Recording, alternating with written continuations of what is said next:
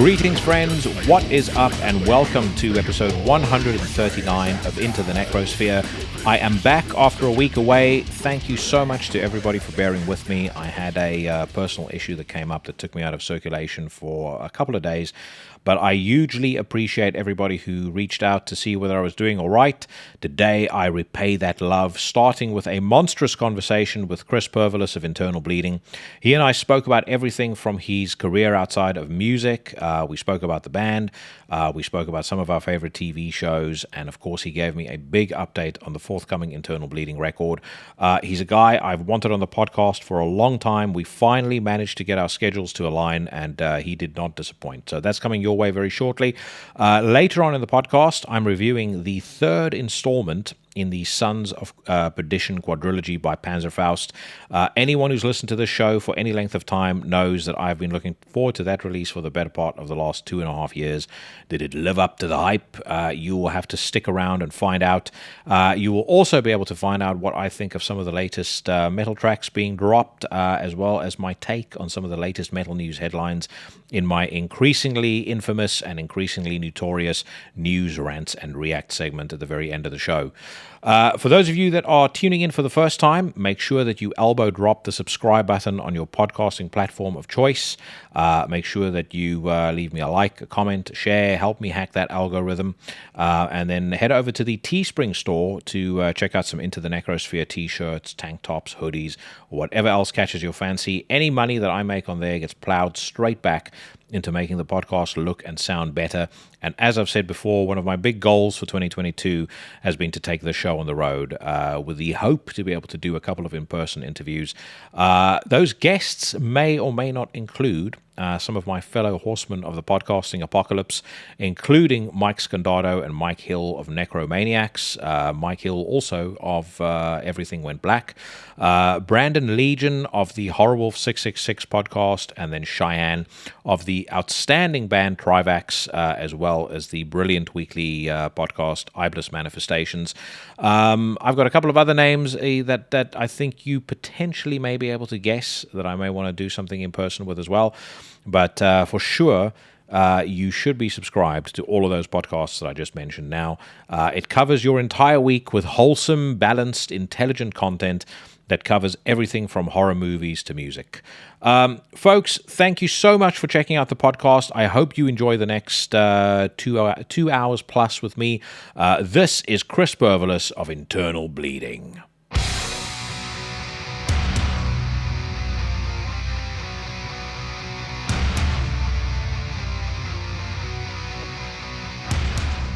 So first up, man, how is everything going with you? You guys have just come off of a tour, and I noticed from the videos that I saw posted online that the crowd seemed suitably raucous. Yeah. It was a surprisingly good tour. I didn't know how, I've been friends with Jungle Rot forever, and we went out and we were like, both bands were like, should we be doing this? Shouldn't there be a bigger headliner or whatever? But man, I got to tell you, I was surprised at most of the turnouts. They were great.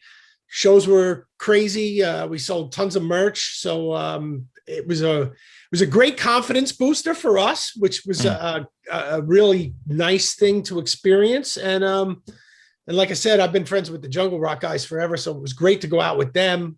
Two old school bands just plowing through America. We had a great time. It was great. Got to see a lot of friends that I only see when I tour, so that's always cool. And met a lot of new people, and had a lot of good bourbon. Smoked a lot of good cigars. It was a great time. I'm just thankful that I am still alive. Knock on wood, and I'm 55 years old and I'm still able to do this. I'm trying. The arthritis is catching up to me, but I'm trying and going to keep plowing forward. Arthritis seriously, or you just fucking around? No. I've got it in my wrists. I've got it in my shoulders. I've got it in my knees. Yeah. So, it's not terrible, but living in a van is, and not sleeping and carrying lots of equipment all the time, it gets to you, by couple of shows in, my wrist is in pain, my knees are in pain, so touring is painful in a van. I'm sure if I was in a bus or something that had a bed, it would probably be a lot easier. But sleeping 3 or 4 hours a night in a van scrunched up in a ball when you're 6 feet 4 inches tall, it's just not good. Yeah. So my age is catching up to me. I mean, I don't know what else to say. I mean, that's just reality. I was just about to say, though, it doesn't look like it on stage. I mean, on stage you're moving around. Does the arthritis bother you when you guys are playing? Yeah. Oh yeah. I just hide it. Yeah. When I get off stage, I'm dying.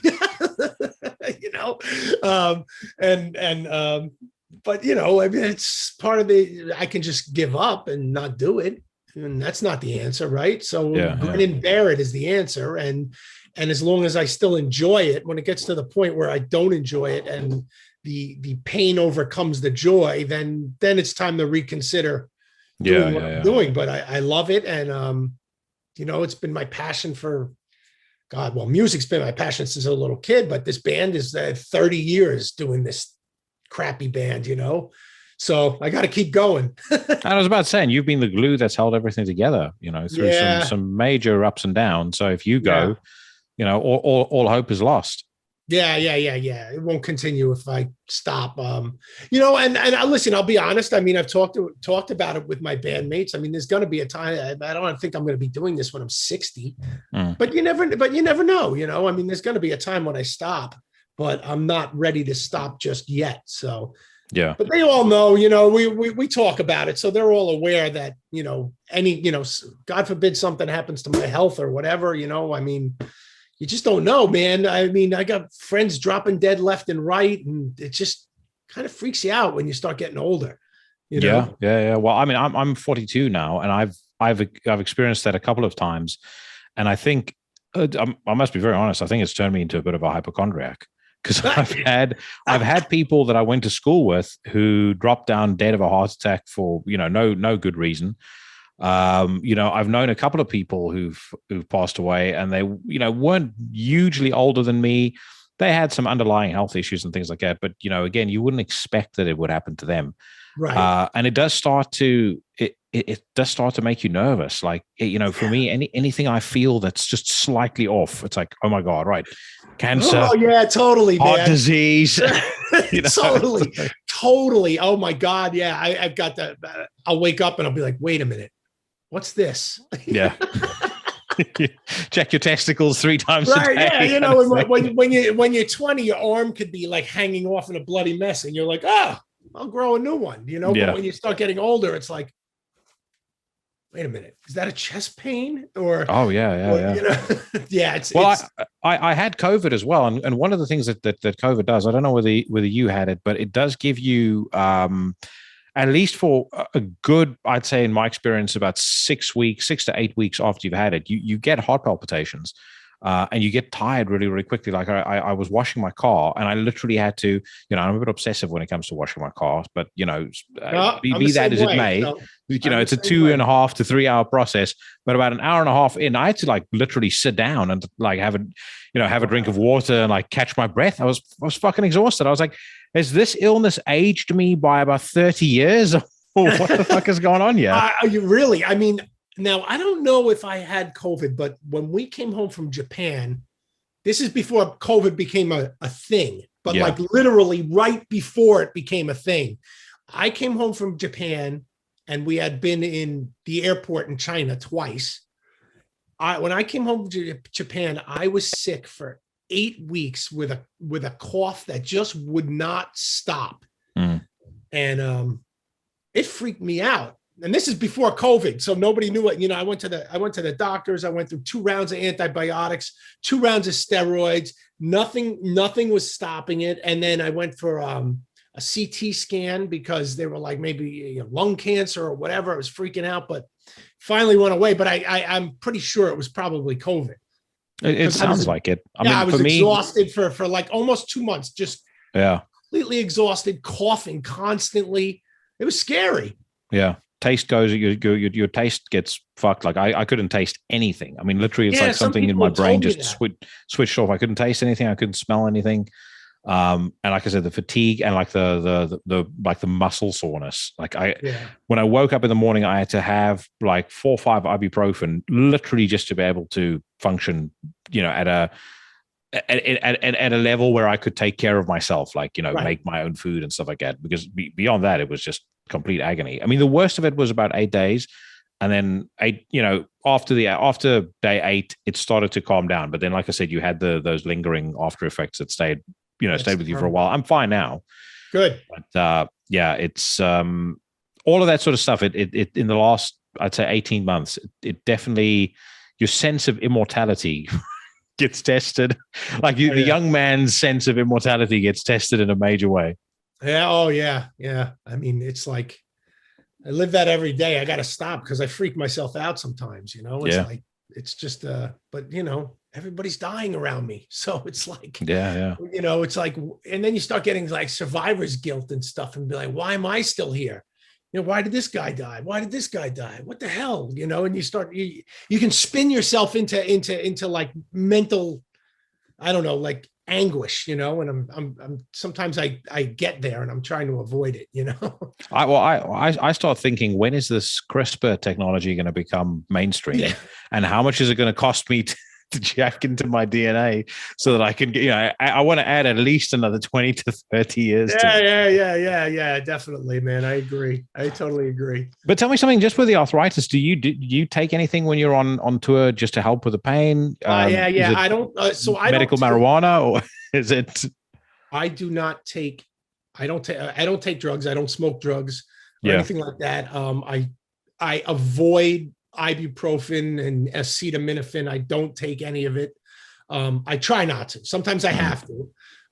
I usually ingest huge amounts of collagen. Okay. And that helps. That helps a lot. Believe it or not. And that's like, it's not a cure, but it really takes the edge off of the stiffness. And it really gives me it makes me feel like I have a lot of resiliency in my joints, which is great, so I'm a big proponent of taking big doses of collagen.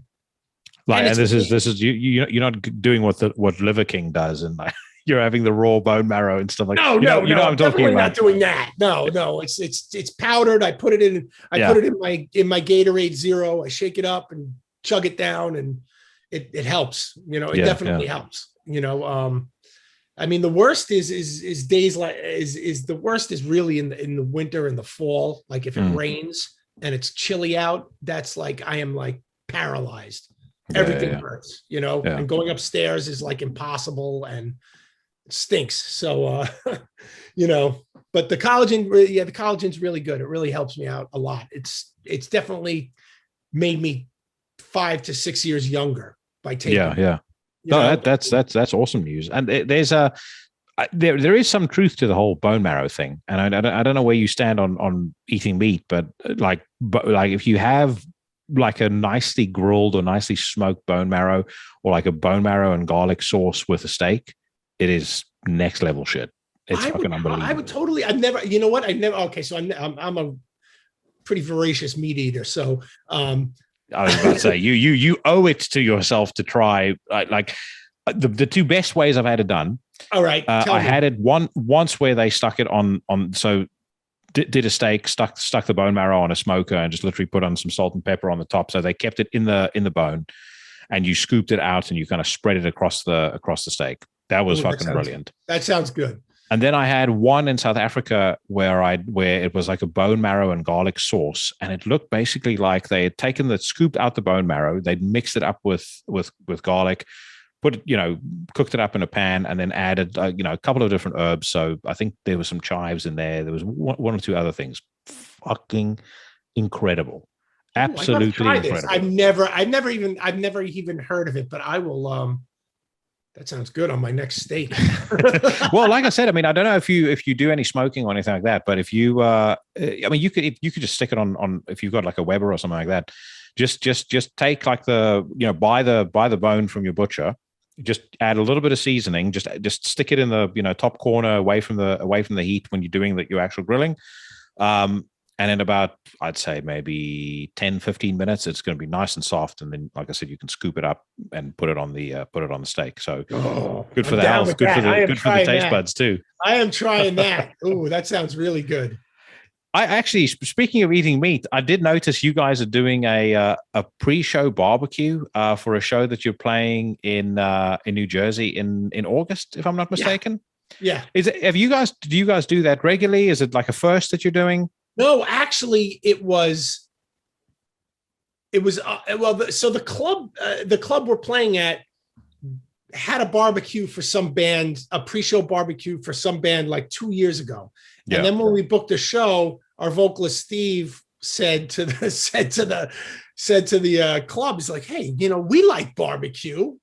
Why don't we have a barbecue before our show?" And they're like, "Oh yeah, fuck yeah, that's a great idea. Let's do it." So it's cool. It's it's not going to be anything fancy, but it's $10 all you can eat. Hang out with the band, drink, have some hamburgers, hot dogs, chill with the band, and then like eat your face off, go to the show, and then throw up all the food that you ate at the show. I love the idea, though. That's why I asked. It's win-win to me. Exactly, but it's a fucking great idea. I think it's. I mean, I would charge a little bit more if I were you guys, but it's. I think it's an awesome idea. I think it's brilliant too, and we're really happy that the club was like they're the ones who set the price, not us. Oh, really? So, yeah, and all the financial burdens on them, so it's not on us. So, and they're all for it. So I'm not gonna complain. Who's manning the grill that's the most critical question. Well, as long as it's not me, I don't want to man the grill for a couple hours. I manned the grill on July 4th. That was enough. I made my once a year ribs, my once a year famous ribs, and I'm done with the grill for a while. Especially since I'm losing weight, so I try to avoid grilling food right now. Yeah. I'm working on losing weight as well, but I must say the one thing I will never be able to stop. I'm never going to look like. I'll never balloon up to like Heath Ryle's size or Malcolm Reed or any of those guys. Like if you can look them up on YouTube for anybody who doesn't know them. Equally, if you want to learn, how to do shit properly on a smoker, on a barbecue, those guys are the senseis of it. But I live out in the countryside, so it's become such an intrinsic part of my weekend. Saturday, either the smoker gets lit or the barbecue gets lit. I don't think I could go without it, quite honestly. I've got to get a smoker. I've got a Weber. I've got a charcoal grill because I love old fashioned, but I love charcoal grilling. A smoker's next. I have to. So many, like I want to smoke a turkey breast. I want to there's all kinds of things I want to smoke and try. No, I was about saying you can have some, you could eat reasonably healthy. If you're going to smoke turkey breast or you're going to smoke chicken or something like that, I mean, you can still eat reasonably healthy. But I'd be going right for the brisket. That's the problem. That's the thing. The thing with my wife will be like, "What's for dinner tonight?" I'm like, "We have 77 pounds of brisket." Yeah, the thing with brisket though is it's a serious endeavor. Like because I do them about say 2-3 times a year, but if you do it, it's about a 13-hour commitment. Normally like I have to wake up at about 4 a.m. and then you start prepping. Fire gets lit at about 5. Brisket goes on at about 6 once the smoker is up to temp, and normally it'll run all the way up till about 3-4 o'clock in the afternoon. If on a good day, if it's winter, far longer. Then you need to let it rest and all that sort of stuff. So it's if you're in it, you're in it. It's fucking brilliant. I love it. It's one of my favorite things to do. But like I said, if you're a man who's busy during the day, it's not the game for you. On the weekends I could probably swing it. Not during the week. I'm too busy, but on the weekends I can, swing it as long as I'm not running around with the band or out with my car. Yeah. So on a barbecue related note, one of the things I saw you guys had done is go to Grill 'Em All, and I could swear, but I couldn't find. I think I was imagining it, but I could swear you guys had a burger named after you, either at like a Grill 'Em All or a spot in Chicago.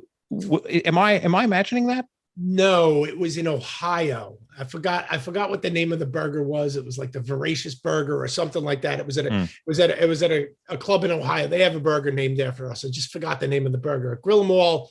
No, we eat there every time we play in California. They put us up, they feed us. It's great, and they'll make something like for the day, they'll have something like the last time we were there, they had like internal bleeding French fries, which were pretty fucking good, man. It was like French fries with like this cranberry ghost pepper. Oh shit. Cranberry ghost pepper aioli on top, and Yeah. with onions and cheese. And it was the cranberry aioli looked like blood. It was really good. Yeah. It was spicy as shit. It was it was out of control. It was so good.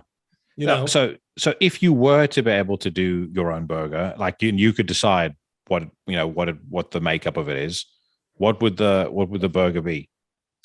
I'm you know what? So Chris McCarthy, our other guitarist, is a big burger guy. Like he's a big burger guy. And I learned from him or I appreciate from him that I am like a burger purist. All I want is a good bun done the right way, super high quality meat, salt, pepper, lettuce, onion. That's it.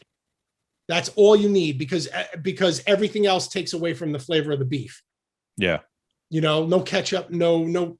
I don't like cheese personally, so there would never be cheese on mine. And I like onions because onions give you a little different flavor and the lettuce gives you a little crunch, and that's it. And when the beef is really good and the bun is done the right way, there's nothing beats just a plain hamburger.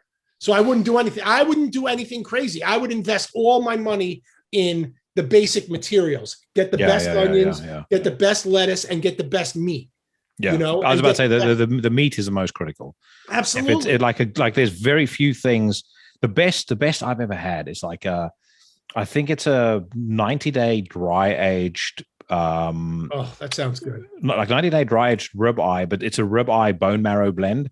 So I think it gets about 10 or 15% bone marrow and then 85% dry aged ribeye. That was, your fucking knees will buckle if you taste that. But then why would you want to stuff all kinds of stuff on top of that? Yeah. You know what I'm saying? No, I agree with you. That's kind of like, so believe it or not, in the US, In-N-Out Burger makes like their hamburgers are fucking fantastic. Yeah. I've never had, but I have heard that.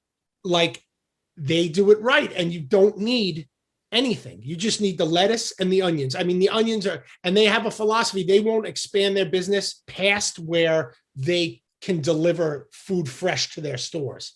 So nothing is ever frozen. It's always fresh. And man, and it's cheap and it's fantastic, but I don't put anything on them. I don't need ketchup. I don't need anything. It's just the meat's good. The buns are done perfectly. So that's I'm a purist when it comes to hamburgers. I'm a purist when it comes to steak too. Like I won't, if I eat a steak, if I have to put sauce on a steak, then it's not a good steak. I was about to say, I agree with you there. If you have to sauce a steak, someone fucked up somewhere. Right. And so here in New York, we have Peter Luger, which is like one of the world's most famous steak places. And their steaks, their porterhouse is like literally cut it with a fork. One day, and I asked the waiter there, because they have Peter Luger steak sauce, which is really good. And I asked the guy, I'm like, what the hell is the steak sauce for when the steak is so good? And he looked at me and goes, it's for the bread. Well, so I say sauce that, like that bone marrow sauce I just told you about now, that's something that actually works because it's a couple of very simple flavors, and it's basically just an additional injection of really meaty flavor. Yeah. I can get on board. I can get on board with that. I can totally get on board with that. I can get on board with a little butter and kosher salt. Yeah. Keep it light so that you always, anything that'll enhance the flavor of the steak and not like distract. You know what I'm saying? Putting pieces of bacon on steak or a hamburger distracts because bacon is such a strong. Bacon itself is such a strong. So it's a very distinct flavor all its own. Right. It'll overwhelm the beef. It'll compete with the beef. So that's why, and I feel that cheese competes with beef, or, piling onion rings, fried onion rings on top and putting ketchup on top or whatever. It just takes you layers away from the beef. And if the beef is really good, you don't need anything. Yeah. Well, I'll tell you what, when you guys are in the UK again, my treat, I will take you and everybody in the band out if you want, but I need to take you to a spot called Burger and Beyond.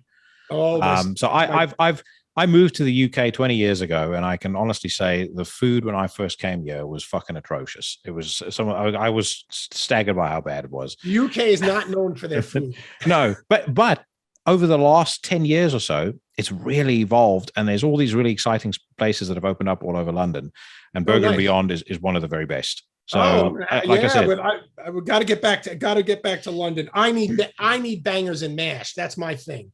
I could find a decent spot for you for bangers and mash as well. But Burger and Beyond is I'm down for that. But it's so funny. Every time we go to the UK, the first thing I do is get bangers and mash. I love it. Ever since I was a little kid, my father's mother was English. Yeah. So we'd get a lot of. I got a lot of mostly terrible English food that my father would make sometimes because he liked it. But every once in a while we get bangers and mash he'd make, which I thought was fantastic. Yeah. So I've smoked bangers once, and that was really nice. Like, I've got this ring that you add to the Weber's Smoky Mountain Smoker, and you can basically just hang the sausages across it.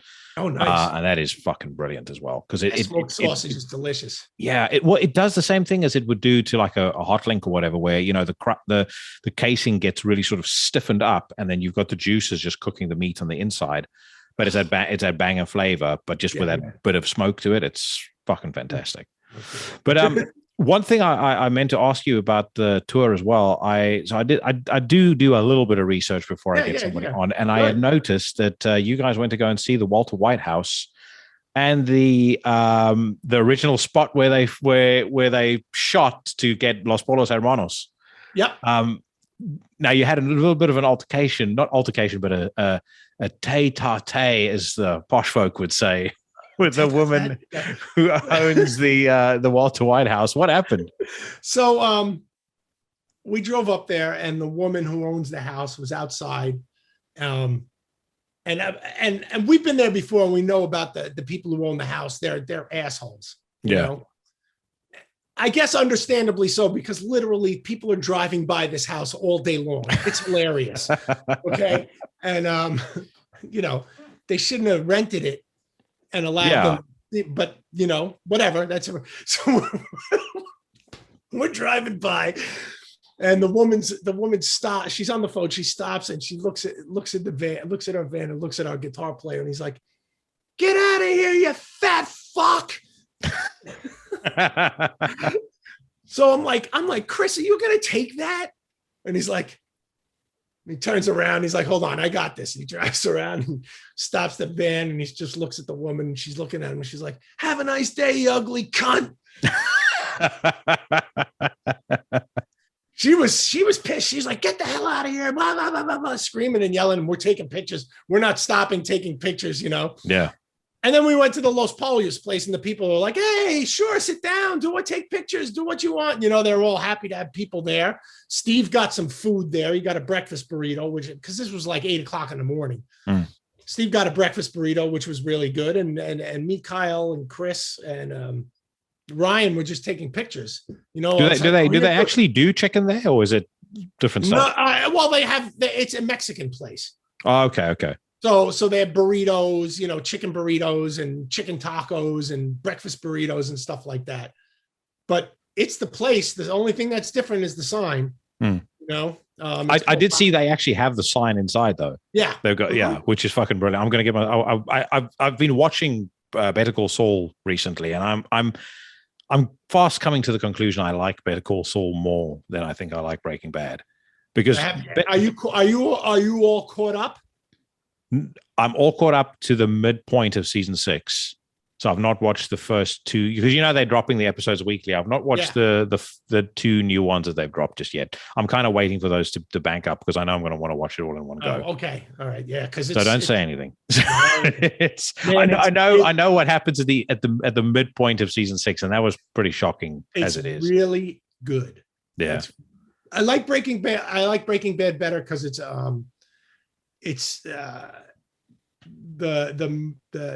the degradation of Walter White from decent moral human being to animal is just watching that moral play unfold it was so well done and so subtle that you don't even realize that he's turned into the devil. You know what I'm saying? Like yeah. It's like putting a frog in water and he doesn't know he's being boiled.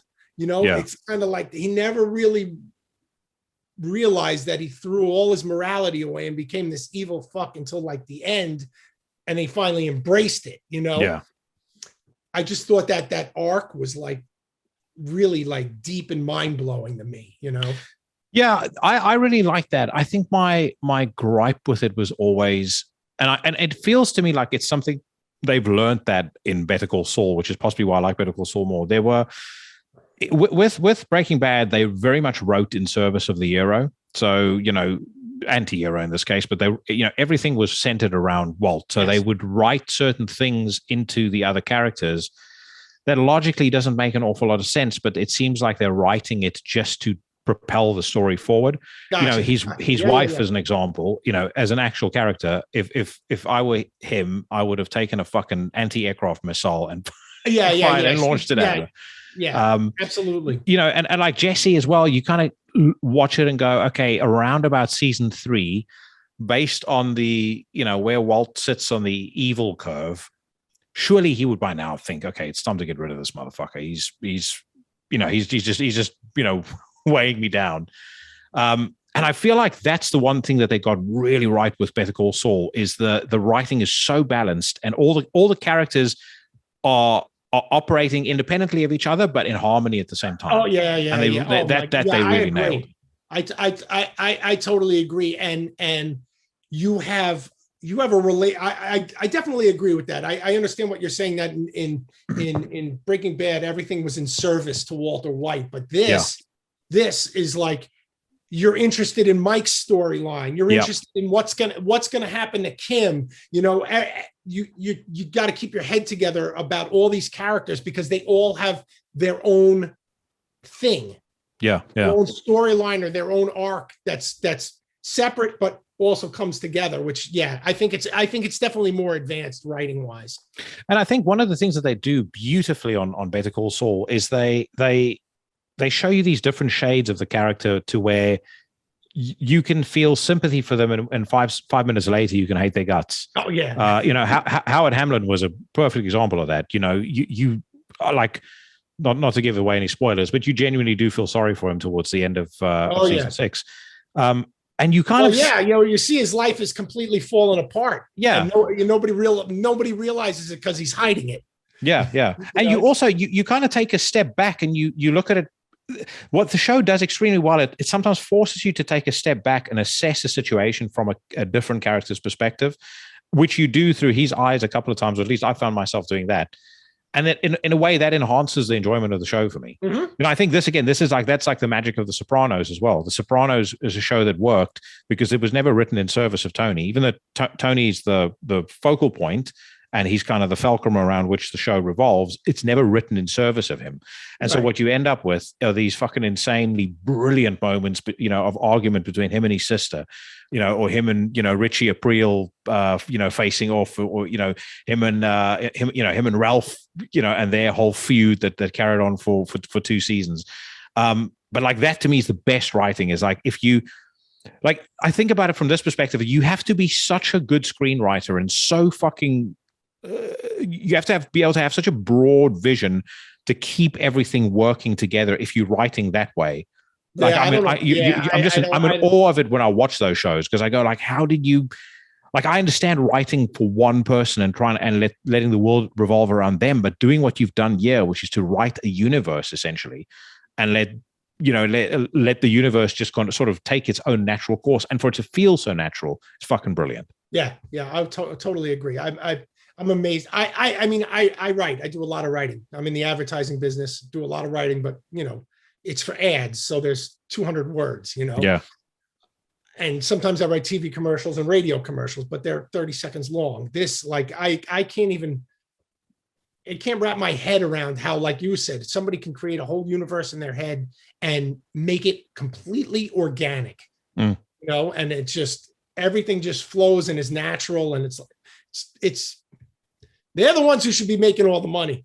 I know they do make it. I do know they make good money, but a good writer is like, I mean, somebody who can keep that together and do all that. It's just absolutely brilliant, like you said. Yeah. Well, I think, was it Terrence Winter was one of the showrunners on Sopranos? I think he went on to do Boardwalk Empire, which was also fucking fantastic. Yeah, he did. So those guys, they've gone on to do some really, really good stuff. And then David Simon, and I can't remember his partner's name. I think it's Ed Byrne, who did The Wire.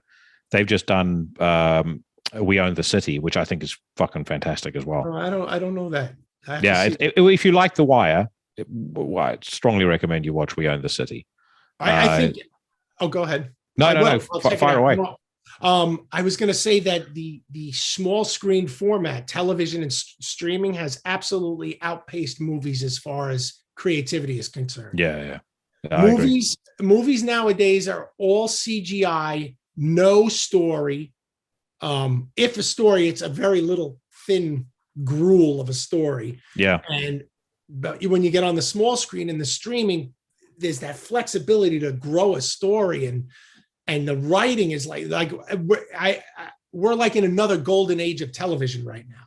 Yeah. I think, the past 10 years, I think, has been like a golden age. I call it television. I mean, it's streaming, it's this and that, but but because it's a small screen format, I'm calling it television. It's like another golden age of television to me. Yeah. I would agree with you. I think one of the things I find very off-putting about a lot of modern movies, and it feels like when TikTok turned up, this is when everything went to shit as far as movies are concerned. The pacing of a lot of modern movies to me is just completely off. Like it's very rare that you actually watch something and you go like, this is, I can get with the pacing of this. The character development is at the right pace. And someone once spoke to me about this because I think she had studied I think she'd studied screenwriting, and she had recently graduated, and she was talking to me about it, and she actually pointed to TikTok as well and said it's like the way that studios want movies done now is almost for the scenes to be done in these kind of bite-sized chunks. Yeah. Because that's how people consume entertainment and media now. I mean, you look at the average 16-year-old, and they're on, if you just listen to what they're doing on their cell phones, it's like every 5 seconds the fucking videos change. I have an 11-year-old son. Yeah, it drives me nuts. Yeah, like I can't follow what and a lot of the shows he wants me to watch. Some of the stuff he watches, I have to say, is drop dead fucking hilarious. Yeah, but a lot of it, like the TikTok stuff, I can't stand. It's like my brain hurts because it's too quick, and the punchline comes too fast. There's no setup. It's all punchline. You know what I'm saying? Yeah, no, I know. And that goes to your pacing thing. And I also think movies. And this is because I'm somewhat of a writer. The movies have zero dialogue anymore. Yeah. I mean, watch a modern movie and then put up fucking Casablanca and compare the dialogue. Mm. The dialogue in Casablanca is mind-blowingly brilliant. Mm. The back and forth between the characters, and it tells the whole story. No special effects, nothing. Just planes on ropes. But the dialogue is so good, and the dialogue on these small screen format shows is great. Yeah, and I love that. I love dialogue. I love good dialogue. I can watch two people on a blank screen like smoking cigarettes, and as long as the dialogue is good and smart and snappy, I can watch it all day long. Yeah. I would agree with you there. And again, when it comes to masterful dialogue, I don't think that I'd be surprised if in my lifetime I see anything that eclipses The Sopranos. I mean, the way that the conversations happened there. And the thing that stunned me the most is when you read into it and you look at, how the show was made, they're like, yeah, we weren't allowed to improvise. I mean, this is literally how David Chase wanted the dialogue to sound. And he didn't, we were not allowed to deviate from the script at all. It's not like something like, a Scorsese movie like The Wolf of Wall Street. There's a ton of improvisation in there. He kind of lets the actors do what they want to with even in Goodfellas too. Yeah. But The Sopranos, as natural as the dialogue sounds, it's like, it was like there was militant precision behind how that was done. But yeah, you can look at so many different things. Like imagine, something like Full Metal Jacket shot today. I mean, they wouldn't make a movie like that. No. But you would certainly never see a film about, guys going into the Marines with a kind of dialogue that you have across the first 45 minutes of that movie, which from start to finish is just pure gold. Yep. Absolutely. Oh, brilliant. Yeah. Brilliant. But absolutely brilliant. How long have you been in the advertising racket for, and how did you kind of fall into that game? I graduated college in 1990. I got my first job in the advertising business in 1993, I think. I was a what's called a mechanical artist. Which they don't exist anymore. But a mechanical artist is a guy who does the blueprints for a printed page. You literally yeah. Right. So then I got a job at a company that manufactured sculpture. And I was a graphic designer there, but they didn't have somebody to write all the description cards for all the sculptures. So they were people were writing, the president of the company was writing it. And I was like, this is fucking garbage, man. Let me write it. So I started writing all that.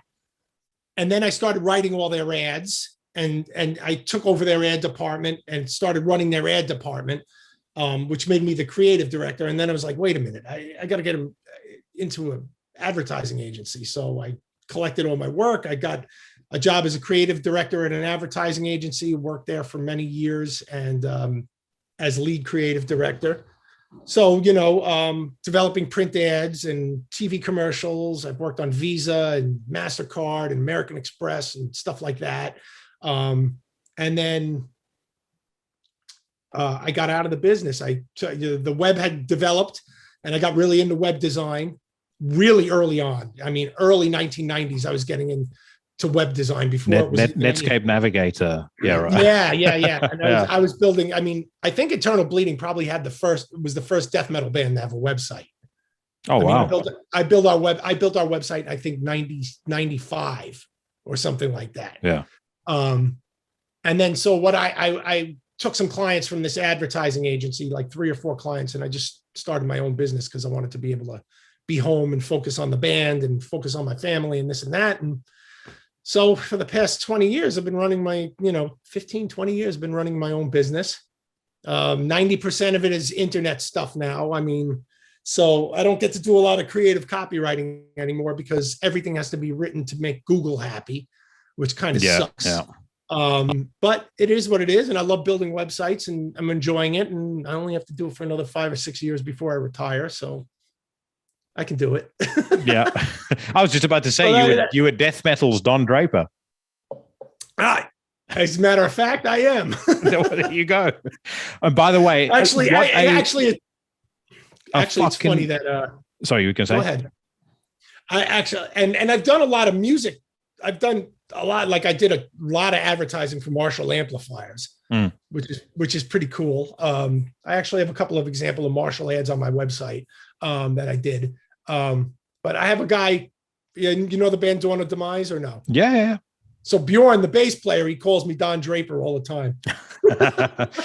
I was going to say, what a fucking brilliant show that was as well. Just I loved it. Phenomenal. Absolutely phenomenal. And the thing about it is never loses momentum. It's like from season 1 right through to the end, that the final moment in, I think it was season 6, when he takes his kids to the house that he grew up in. And it's just this, like there's like where the absence of dialogue makes the scene work so well. Right? Absolutely. When they look at that house and he looks at his daughter and she just suddenly understands, what there is to understand about him. I mean, that was like, I had such a fucking lump in my throat watching that. It was because I have a daughter as well, so I could sort of, I think it played on me from that perspective. Of fucking hell, what a phenomenal show! Just like it's one of those things that you watch it and you have these moments where you go, thank God I'm alive at this point in time to be able to enjoy this. Oh yeah, I love that. I love that show. I like the earlier seasons better only because they had more advertising business. Oh yeah. That's the only reason. That's just because I grew up in that business and we weren't drinking like they. I was just about to say, when did the bourbon? Is that how you got into the bourbon game? I got into the bourbon. I got into the bourbon, but it's funny. I can remember as a kid in the early 70s, in the 70s, my father taking me into work where he worked. He owned a lighting company, lamps. And I can remember everybody fucking drinking and smoking. I can remember that.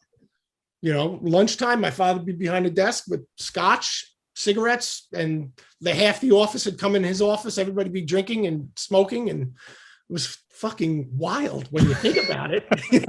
Well, I mean, dude, like 20 years ago was wild. Like I tell people now, like nowadays, I think back right to my first big job when I came to the UK. I worked for a company in the city, who shall remain nameless, but it wasn't like Wolf of Wall Street level stuff, but I remember having my job interview, and the guy who later on became the CEO of the company said to me in the interview, because when I first he asked me, do you drink? I said, no, I'm teetotal. At the time I was teetotal. He's like, all right. He said, well, I'll tell you this, we would like to hire you, because I'd already advanced through the, through the process. We'd like to hire you. But every Thursday night we go out, and if you're going to sit in the corner and be fucking miserable, then this isn't the place for you.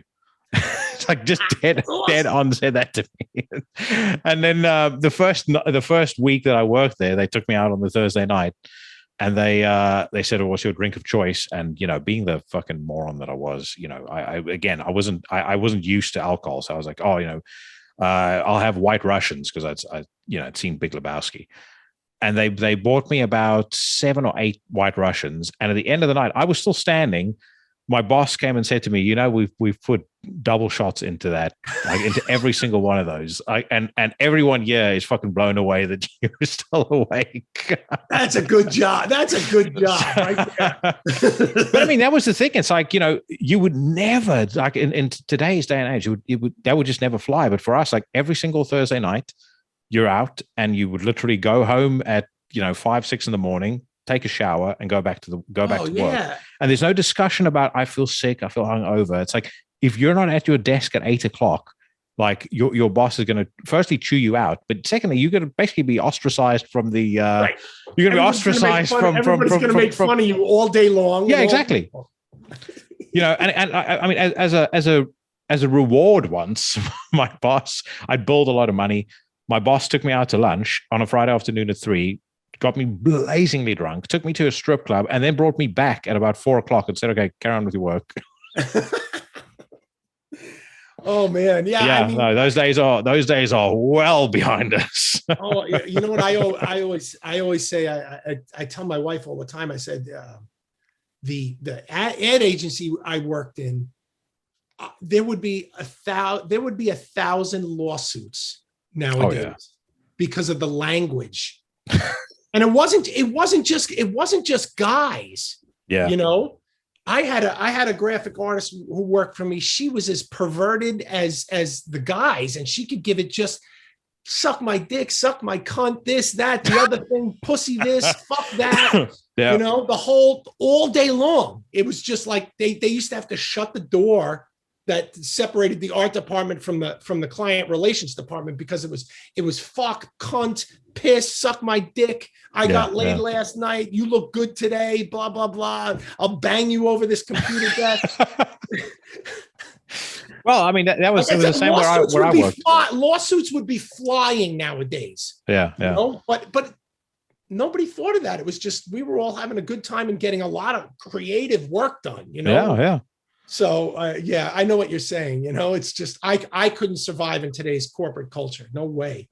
It's a weird thing. Like I I've done a lot better actually over the last couple of years. Like my career started accelerating quite a bit about 3-4 years ago. Oh, good. But weirdly enough, it started to accelerate in tandem with me. Like, I obviously keep the Bill Burr level humor. I keep that contained. But I will not think twice about turning up on a call, and I'm in a very senior position now. But I'll turn up on a call with a DSI T-shirt or with a Marduk T-shirt or something like that, and Nice. and not like I feel like when I leaned into that, that's one thing that has definitely changed. Is there's a lot of stuff that we spoke about a second ago that's verboten. You can't do that whatsoever anymore. But there's also a lot of stuff that's become more acceptable. And I was going to ask you, like, back in the day working where you worked, did people know about internal bleeding? Oh yeah. What was the response like?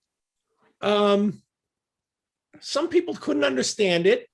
A couple of people used to call me rock star. Yeah, because they'd be like, "What are you doing this weekend, Rockstar? Where are you flying to play a show?" And whatever. I'll never forget. Was it Extinction of Benevolence? I think when the Extinction of Benevolence came out, for some reason, our proofreader got a hold of our lyrics. I think my partner, my business partner, gave it to her as a joke and said, "Proofread this." Yeah. And now she was like this very buttoned up, prissy woman. She fucking freaked out when she read the lyrics. Oh my God, it was hilarious. But everybody accepted me. And today, which is great, today all my clients, like I go to client meetings in death metal shirts all the time, and they all think I'm like a rock star. They're like, "Oh, I just watched your video on YouTube, blah, blah, blah, blah, blah," and I've managed to make it a strength. Well, I was just about to say, that's kind of been the same experience for me. I've just leaned into it. And I honestly think that when people get to know you as a person, they realize, look, the guy's not an asshole or anything like that. It actually becomes something that they remember you for. 100%. Yeah, 100%. I have so many people. I have so many clients who tell me, he's like, "I can't believe you play this music, and you're so smart, and and you're friendly, and you're well spoken." And I'm like, what were you expecting? Yeah. Yeah. So my wife, my wife is not into death metal at all. And when we first started dating, I took her to a show, and she was scared shitless. She thought she was, she heard all the music and sees all the back of the album covers, like, fucking the back of a D-side album cover or whatever. And she's thinking she's going to go into this club and get killed. I mean, this is a girl who's never smoked a cigarette in her life, listens to country music, and we leave the show, and she looks at me, she goes, "Those were the nicest people I think I've ever met in my life." What'd you expect? I had a similar experience. My fiance is into R&B and nonsense music. So the first time that she went to a show with me was about 2 months into when we started dating, and I took her to see Broken Hope, and because I know Jeremy and what's his name, Damien, dedicated a song to me off the stage, like dedicated Swamped in Gore to me. So that firstly, it made me look very good in front of her. But she was also like, "Yeah, I was a bit nervous about coming here, but I get it. I get why people like it so much." And it helped that Broken Hope played a fucking absolutely ripping show. But it's I think a lot of people have a very bizarre misconception about what folks in the metal scene are like. I think it's they absolutely do. Yeah, it's a very inclusive, very open community, I think. I agree. I totally agree. I mean, sometimes you get, listen, every scene's got its collection of assholes. I'm not going to say that it doesn't, but in generally, yeah. Black, white, green, one leg, three legs, doesn't matter. Come on in and have a good time. Have fun. Enjoy yourself. You're with people that share a passion together. I mean, how could you go wrong? Yeah. And I think in metal, one of the things that attracted me to metal was that I had been listening to a lot of hardcore back in the 80s, because like in the early 80s, metal sucked in my view. So I went to hardcore because it was heavier and more aggressive. But then hardcore started turning political, and people started being all judgy and like, your haircut's not the right way and this and that. And so like I got back into metal because like Slayer came along, and I was like, finally, Metallica came along, and like finally bands are playing aggressive and heavy, and so I got back into metal, and it was like the acceptance was that political crap from punk wasn't there. And I was like, oh man, and I felt so welcome, being in that scene, and it was just great. And it started, I haven't left it, Yeah. It feels to me very much, when I think of Internal Bleeding, I do feel like after Corrupting Influence, like I feel like your guys' star is very much on the ascent again. I mean, I love Corrupting Influence. It's a record I go back to repeatedly. There's like a couple of albums that you sort of get stuck on, and like I always see that as a mark of a good record. Is like, when you have that the like the Netflix dilemma, when there's 600 things that you can watch, you can't decide on one. You get that with music too, especially with the streaming services. And there's I would say Corrupting Influence is probably in like the top 10 that's almost instantly a go-to, and it's a definite go-to when I'm grilling, when I'm at the gym. So nice. But I did, like I said, I feel like the band star is definitely on the ascent, and obviously you got to deal with Dean as well. And then Overthrow Creation came out, which I thought was such a great statement, like a cool follow-up to Corrupting Influence. Oh, thanks. Very excited to hear what the rest sounds like, and hopefully you're going to tell me that it's due for release imminently. But it's well, our plan is to record it, and I don't know if it's going to happen. Our plan is to record it in January, and then I guess it'll be out by the summer of next year. Yeah. But it's called Settle All Scores. That's the name of the that's the name of the album, and it's really going to be about settling. I got a lot of scores to settle with a lot of people in the industry and the scene and all that stuff. People who have done me wrong, and I'm going to settle every fucking score. But nobody's going to know who I'm talking about except for me. So everybody can fuck off. I can guess. I got a lot of scores to settle. I'm an angry man. So. Well, I was about to say that comes out especially on the most recent Internal Bleeding stuff. But like, would you agree with me that it feels like there's a lot of love, or more like growing love, for this band? Yeah. I mean, I don't know what it is. I think a lot of it has to do with younger people discovering the roots of the music they like. And we're one of the surviving bands. So I think that's part of it. I think that we've just consistently put out good music and put out music that a lot of people copy, and after putting it out for so long, I guess people start gravitating towards it. And our live show, I mean, we've been playing a lot the past, 5-6 years. We've been touring a lot. We've been playing a lot more live. And our live show is, I put our live show up against anybody's, and we've got some kind of good chemistry on stage, and we know how to make people laugh. I mean, I think we come at our death metal a little different. Our music's very serious, and it's very aggressive, and it's very heavy. But on stage, we're clowns, and we're sarcastic, and we try to be funny, and we're very inclusive as far as getting the fans involved and things like that. And I think that all helps, and I think that's part of it, but I definitely feel something, and this last tour made me realize that something's happening with us. I can't put my finger on it, because if I look at like album streams and stuff, our numbers aren't the greatest in the world, compared to like these new young bands that get 7 million, streams, but something's happening. I don't know what it is. And I'm trying not to question it. Traffic to our website is off the hook, because I study my analytics, and that's been something I've been trying to do for a long time, is get people off Facebook onto our website. And that seems to be working. A lot of people are going to our website, which is internal-bleeding.com, by the way. Yeah. So I can't put my finger on it. Why? I have theories, You know, I'd like to think it's that because we write kick-ass music and that people like it and people realize it's not run-of-the-mill music. It's catchier, it's groovier.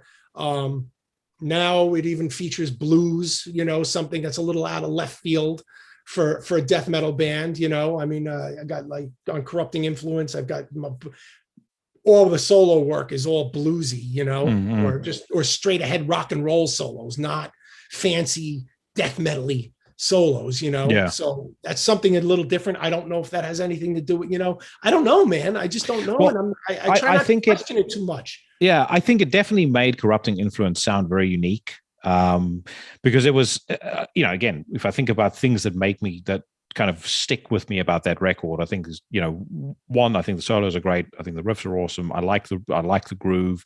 But like almost every single song builds up to this peak. Like if I think about Focus as an example, which I think is the best song on the record, like the breakdown, you know, right before the kind of main thrust of the song kicks in, you know, towards the back end, you know the part I'm talking about. Yeah.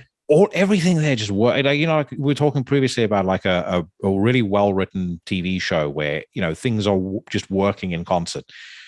You got the vocal, like the sort of growl that just goes deeper, like, and then dun dun dun dun dun, and you know the groove kicks in. I mean, it's just, when I hear that, I instantly think of how that would sound live. Like I've never gotten to see you guys live yet, but I mean that is like, you think of the greatest moments of any live show. You know, Biohazard doing Wrong Side of the Tracks for me. I mean, that will get me out of mosh retirement in my fucking 80s.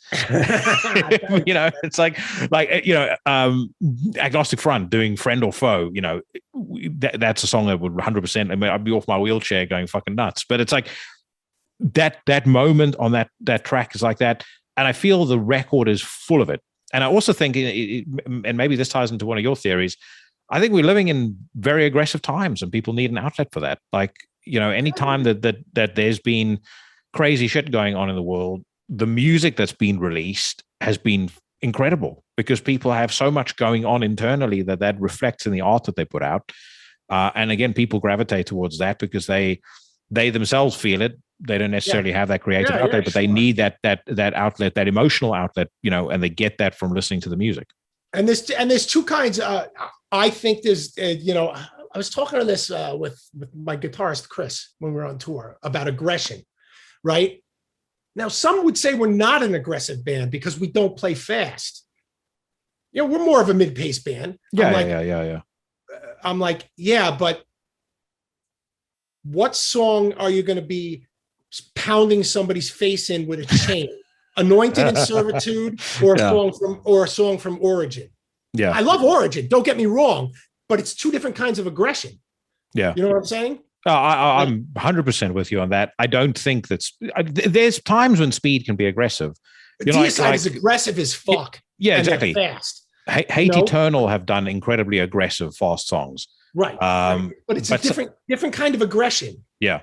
There's that primitive aggression, like caveman aggression. Right. That's what I get from Fatal Dependency and from Focus and from songs like that. I want low IQ Cro-Magnon man aggression. Yeah. You know, that's kind of I always liked that. It's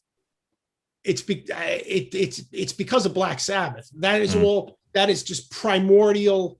Like those Sabbath riffs, man. They're just like they're like just thick globs of cement.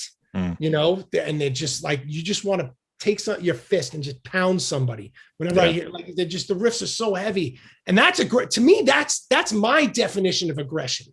My definition of aggression is not that's just not my definition of aggression. You know, well, actually, so you mentioned Deicide, and immediately I'm thinking about like, okay, so what are the most aggressive Deicide songs in my mind? And most of the songs that I'd regard of theirs to be the most aggressive are songs that had those breaks in as well. You know, like the song Deicide. You know, Mephistopheles for me.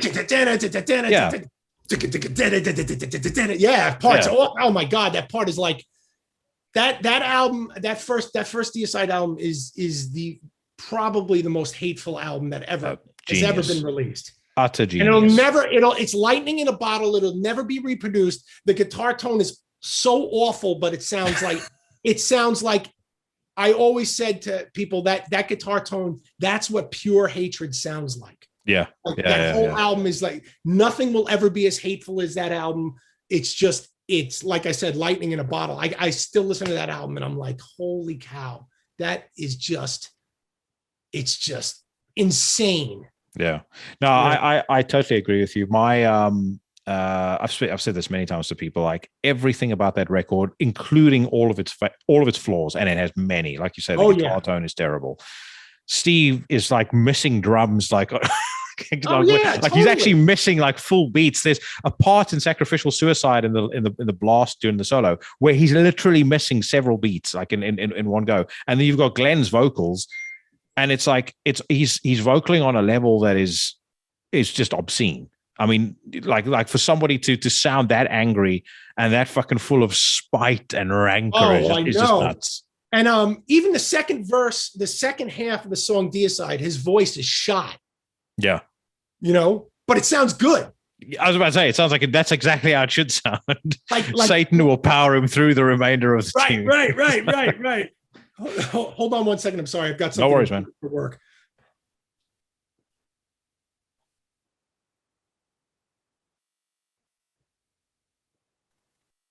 Okay, sorry. Yeah, that album is just like amazing. Yeah, just amazing. But as I said, all of their best, their most aggressive songs are all the songs that are a little bit slower. Christ Denied is another good one. Yeah. When Satan Rules His World, that's a slower song. That one, what song is it? Oh God. He fucked himself to save you, put to death, massacred. Bastards of Christ. All right, I love that song because it's like a rap song. Yeah. You're actually right. Yeah, it's very hit. That the lyric delivery in that, he fucked himself to save you. Yeah, it reminds me of a hip hop thing. I don't know why. I love that song. So, and that's another interesting thing. Actually, you mentioned there. I spoke with Sam Bean of Werewolves, who are a band that if you like aggressive death metal, they are fucking fantastic at it. But we were talking about like hip hop and how kind of adopting that mindset when it comes to phrasing your vocals or putting rhythm in your vocals as a death metal singer. How good song. I was about to say, I mean, it makes it sound so much better. Yeah, like every IB song is hip hop. Yeah, the vocal patterns, it's all hip hop. Yeah. Even the beats, the drum beats, everything's hip hop. I mean, we're hugely influenced by hip hop. Yeah, I'm not going to deny it. I mean, yeah, very much so. Yeah, I think if more bands did that, people would know their lyrics better too, because it's just, it catches you and a hook. I think that's great. And that was always the beauty of like old school hip hop, right? Is that the new stuff is unlistenable, but like stuff that came out in the early 90s is the fact that the voice was the hook. And if you can transfer that thinking or that approach into death metal, that's where you end up with songs like Focus or songs like, let's leave Deicide out of the equation. Songs like Pierced from Within, just best of the best death metal songs. They all have that where like some of at least some of what you remember of the song is the hook created by the voice. It's the way that a certain word is phrased or the way that a certain sentence is phrased. Yeah. Yeah, absolutely, man. I mean, why not take it all in and use it as an influence? Hip hop, early 90s. I mean, Eric B. and Rakim, all that stuff. I was literally just about to say one of the most, in my view, one of the most underrated fucking songs ever written or like ever recorded in hip hop. No Omega by Eric B. and Rakim. Just it's great. Pure genius. It's great. I love Rakim, man. I just love him. No, I mean the fact. What I love as well is the swagger. The fact that he referred to himself as the Lord Rakim. Oh yeah, I love it. Yeah, the swagger rules. It's gotta have swagger. Yeah, you gotta have that. That's so New York, man. It's like it just drips New York. Yeah. A couple of others. I mean, because I'm a big fan of old school hip hop as well.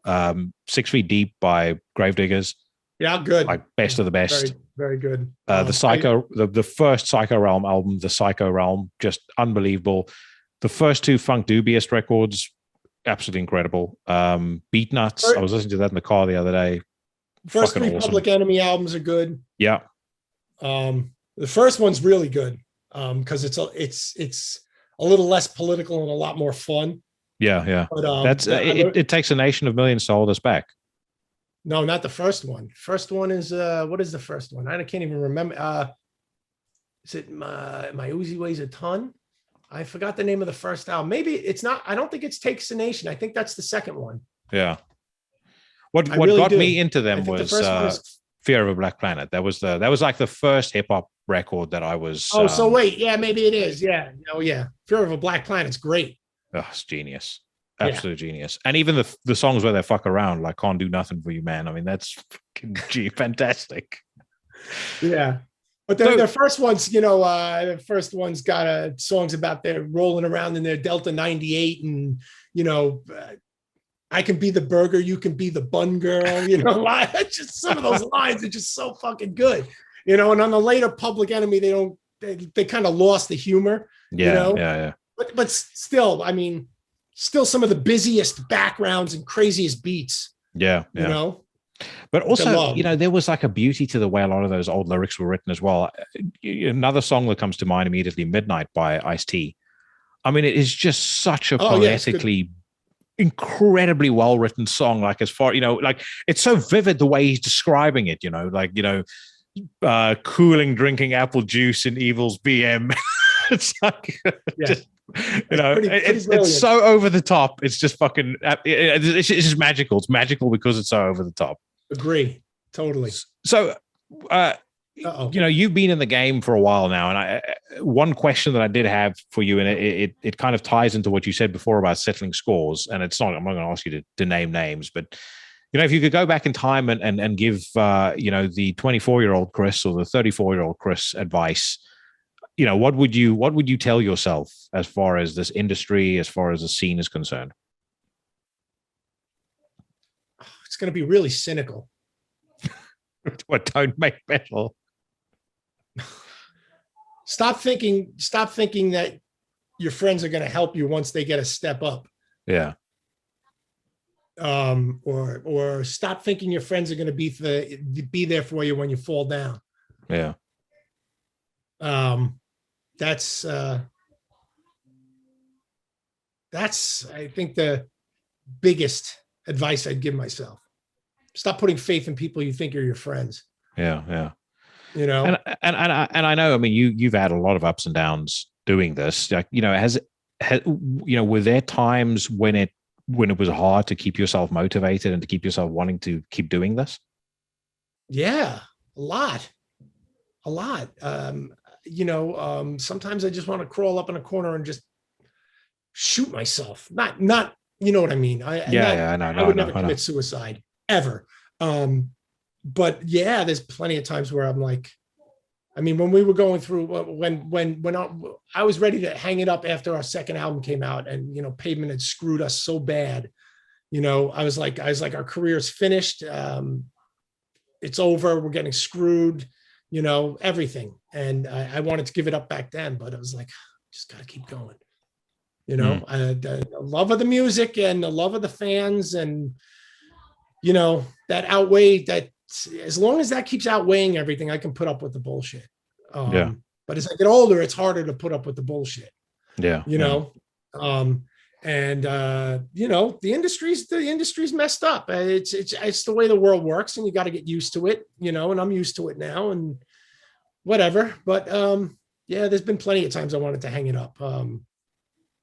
I was when Billy died, I was ready to stop. I was like, I can't do this without Bill. And then I realized I have to do it because of Bill.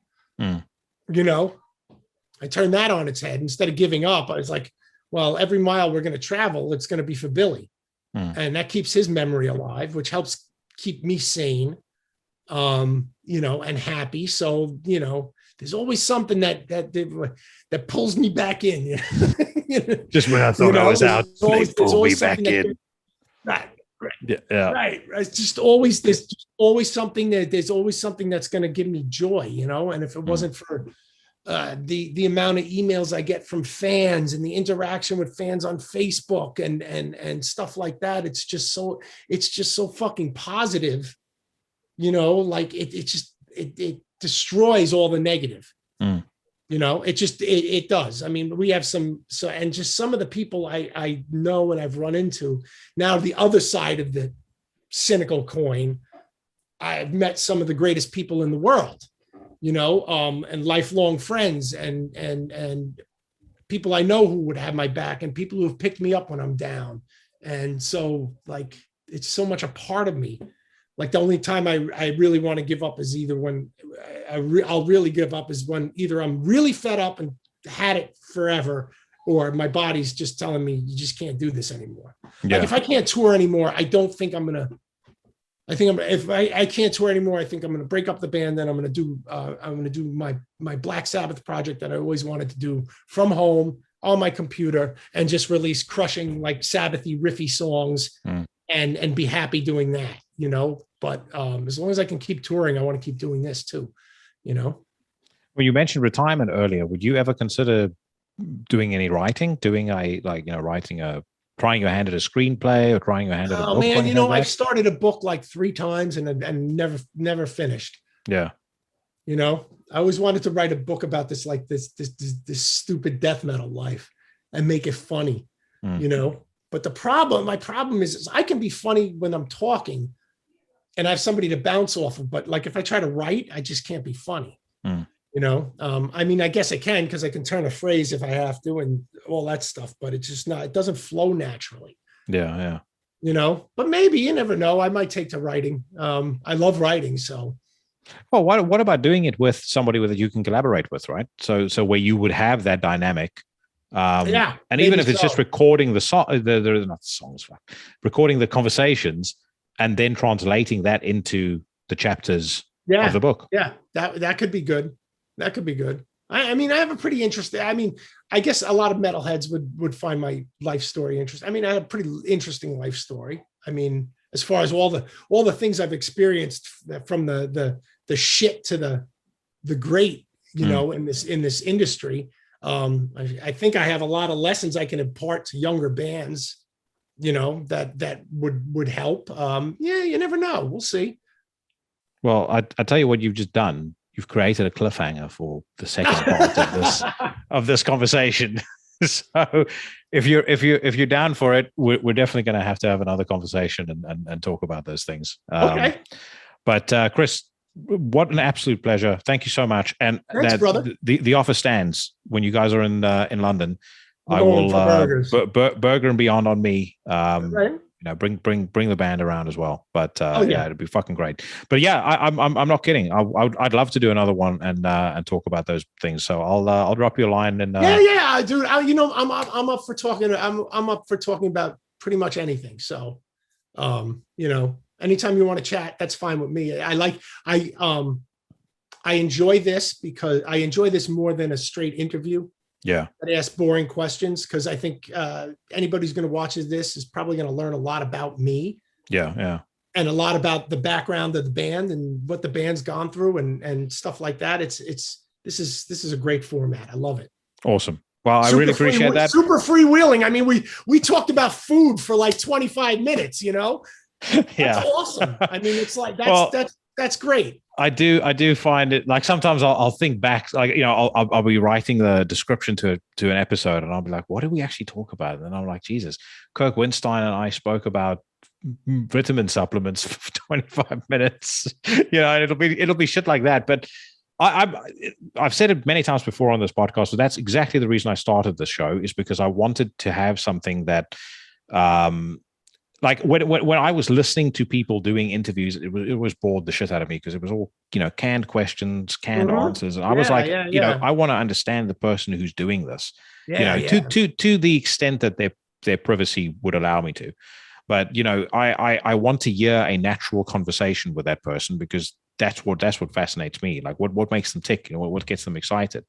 So I like it. It's always the art is always trying to trying to figure out what the person is down with, especially when you don't know them yet. Yeah. But like I said, you're a fucking badass guest. Thanks, like within about 2 minutes, I knew it was going to be a good one. So that's why we will for sure have to do a part 2. But I absolutely stand by my word. When you guys are here again, I'll even toss a bourbon in as well when we go. All right, now we're down. All right, dude. Take care. Thanks, man. Appreciate it. Bye-bye. Later, brother. Bye.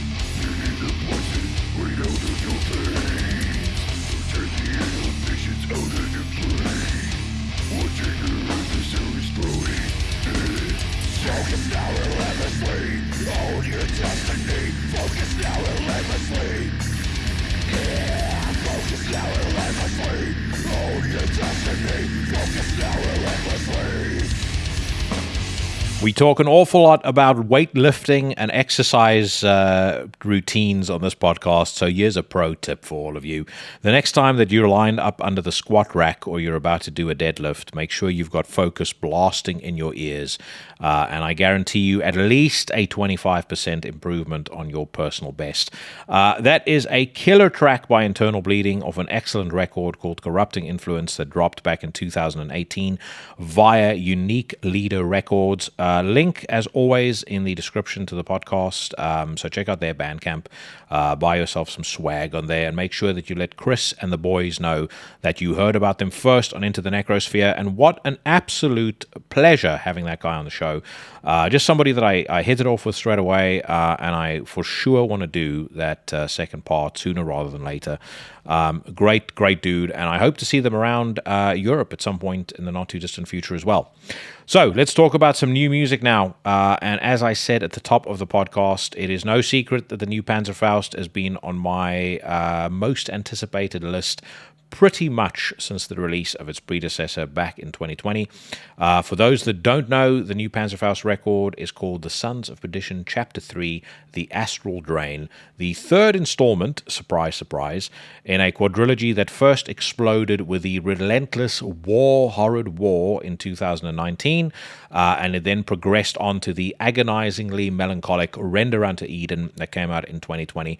What you've probably picked up in my mentioning those two records is that I've been deliberately descriptive when mentioning them, because right from the outset, I feel that I should point out something that I think a lot of reviewers are missing about this new Panzerfaust record, and that is its place within a greater body of work. So I mentioned this as a quadrilogy. We know it's going to conclude with Chapter 4 at some point. I would assume probably the next year or two. And like I said, I think there's a set place for it in the continuum of that series.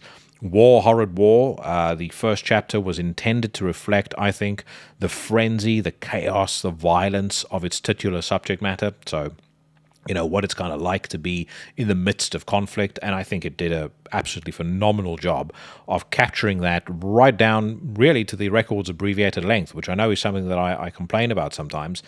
But there was kind of an immediacy to Horrid War that I think was needed and that I think suited the music very, very well. The second chapter, Render Unto Eden, is an expression, I think, of the immediate aftermath of that war. Everything from the desperation through to the sadness, the revulsion, the horror experienced by the survivors as they survey the devastation and they look at the carnage that is left in the wake of the conflict. So the Astral Drain, at least for its first three quarters, I think is about weighing up the consequences of those first two records. Now, again, this is my interpretation of it. I'm happy to stand corrected, but as I see it, this is kind of its place in that continuum that I mentioned earlier. It's about weighing up those consequences, reflecting on everything that has happened, and then kind of, there's sort of an ongoing sense of foreboding that builds up with a record. I should say foreboding and tension. So for that kind of opening three quarters, blast beats are more or less absent. They come into play briefly, but not a lot. For the most part, I think the focus is very much on creating a dark atmosphere, a somber atmosphere, and almost a sort of introspective feel to a lot of the music. The music feels cleaner, it feels quieter. And even though there is still plenty of interplay between the growls of Goliath and those really cool screams of guitarist and friend of Into the Necrosphere, Brock Van Dyke, like I said, it's definitely not anywhere near as aggressive as Horrid War. The record also does a first for this quadrilogy, and that is to introduce a series of 4 interludes that is scattered across the record's runtime. It adds about 10 minutes to proceedings, and unsurprisingly, I've seen a couple of critics say that it has no place and it's pointless, blah, blah, blah. I disagree. I think that it adds an almost cinematic feel to the record, and most importantly, I think when you listen to the album in its entirety, I think those interludes serve as a vehicle to kind of slowly build that tension in the anticipation of the album's climax, which is the absolutely crushing final track, Tabula Rasa. Tabula Rasa, just by way of reference, is the first single that they released. An interesting choice now that I know its place in the record and kind of how important it is as a real kind of climax, a real pivotal moment on the album, and it really is one of the most devastating songs that the band has ever recorded. From a lyrical perspective, it ends with the line, "This is the final chance to utter the final sin. In the flood or by the fire, none will be the wiser." It really serves as a cliffhanger for the final installment, and if I had to make a guess, I would suggest that final installment is going to be pure sonic carnage. But it rounds out, in my opinion, one of the most fully realized concepts that I've ever seen in black metal. I think it's an absolutely, by turns beautiful, by others, horrific, sonic expression of the subject matter. And I think ultimately Panzerfaust have once again delivered another stunning set of songs that, tackles extremely heavy subject matter with intelligence and sensitivity. And I think also it is, made that much better by the band's absolutely extraordinary command of music as a vessel for their message. The way that melodies are constructed, the way that the drums, for example, are used to sort of convey that tension that I was referring to earlier. Every single thing just works in lockstep with each other on this album. And so ultimately I find myself in a place where, some folks may point the finger and say I'm biased. I don't think that I am. You all know that there are bands who I absolutely love, who I've not, stood back from... not slating, but certainly criticizing some of their lesser work. I don't think this is whatsoever. I think this is absolutely fantastic, and I could not recommend it more strongly if I tried. So I leave you with this final thought as I play Bonfire of the Insanities.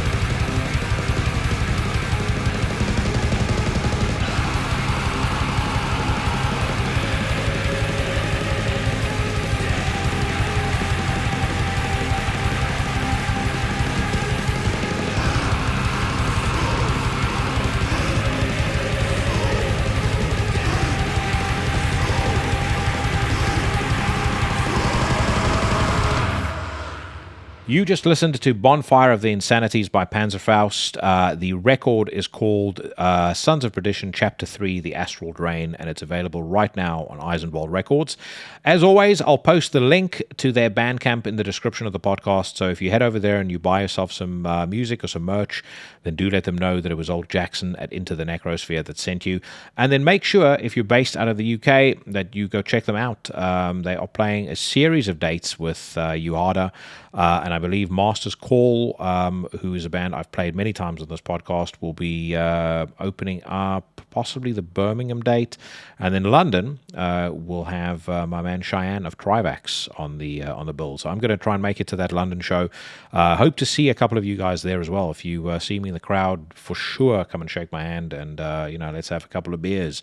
But for now, let us send the cowards running for cover and the weak and easily triggered fleeing to their safe spaces as I kick off another installment of my increasingly infamous, increasingly notorious News, Rants, and React segment. Right, first news headline, Megadeth has a new single out. It says here, thrash metal veterans Megadeth premiere the second advance track off their upcoming studio record, The Sick, the Dying, and the Dead, due out on September the 2nd. The song Night Stalkers, which is available for streaming below, features special guest Ice-T of Body Count. Again, because this is a reasonably high-profile band, I'm not going to taunt the copyright overlords at YouTube and listen to this, but I have listened to it already, and I have to give old Diamond Dave his due. I hated that first single, as you all know, but this is really good. I really like the main riff. I think the song is, it's speedy. It's it sounds like classic Megadeth, and then it has this great breakdown towards the middle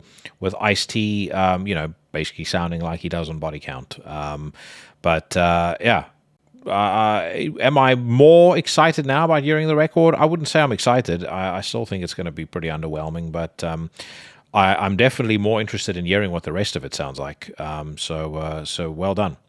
I don't know why they still use photos featuring renowned public masturbator and former Into the Necrosphere guest Dave Ellefson, but I'm also pretty sure we're going to get to his new death metal band in a little bit. So we'll listen to that when it comes up. Next headline, Crippled Black Phoenix launch new single and video. It says here that Crippled Black Phoenix are proud to unveil the second new track taken from the upcoming album Banefire, ready to be released on September the 9th, 2022 via Season of Mist. The song Everything is Beautiful But Us, which is accompanied by Guillermo Henriquez directed music video, is available for streaming below. I loved the previous Crippled Black Phoenix record. I really, really liked the first single that they've put out of this record. As much as I do find their personal politics somewhat naive, to be charitable. But like I said, that's not going to make any difference when it comes to music this good. So let's hear what Everything is Beautiful But Us sounds like.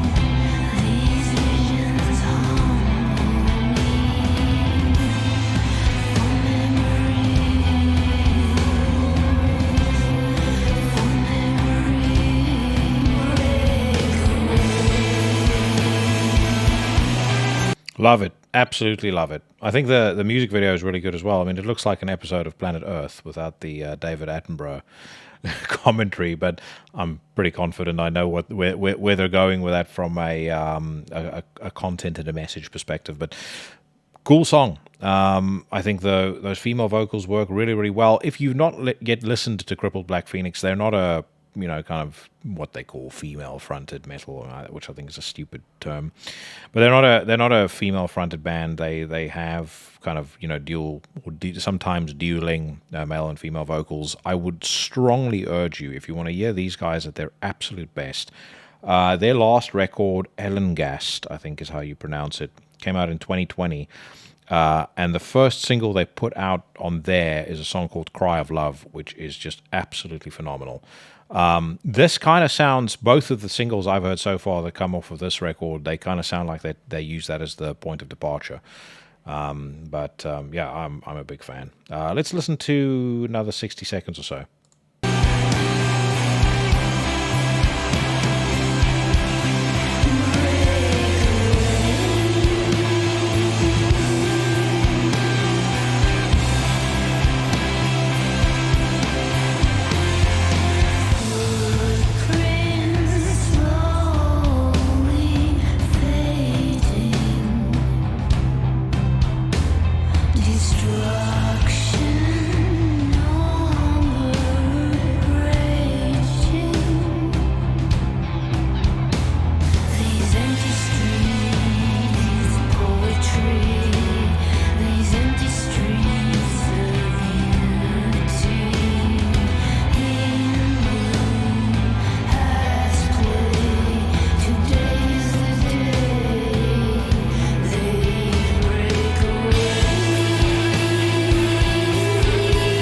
Superb, absolutely superb. I'm very much looking forward to that record, and it's very good to see that there is some really exciting stuff happening in English music, and there has been for a while. But I definitely feel like there's a lot of very cool stuff going on in the UK, and I one thing that I hope for this adopted land of mine is that at some point they're going to start, or in the main, the people here are going to start to appreciate what they have from a cultural perspective. I've spoken to other people about this on the podcast before. You think about this country in terms of its influence musically.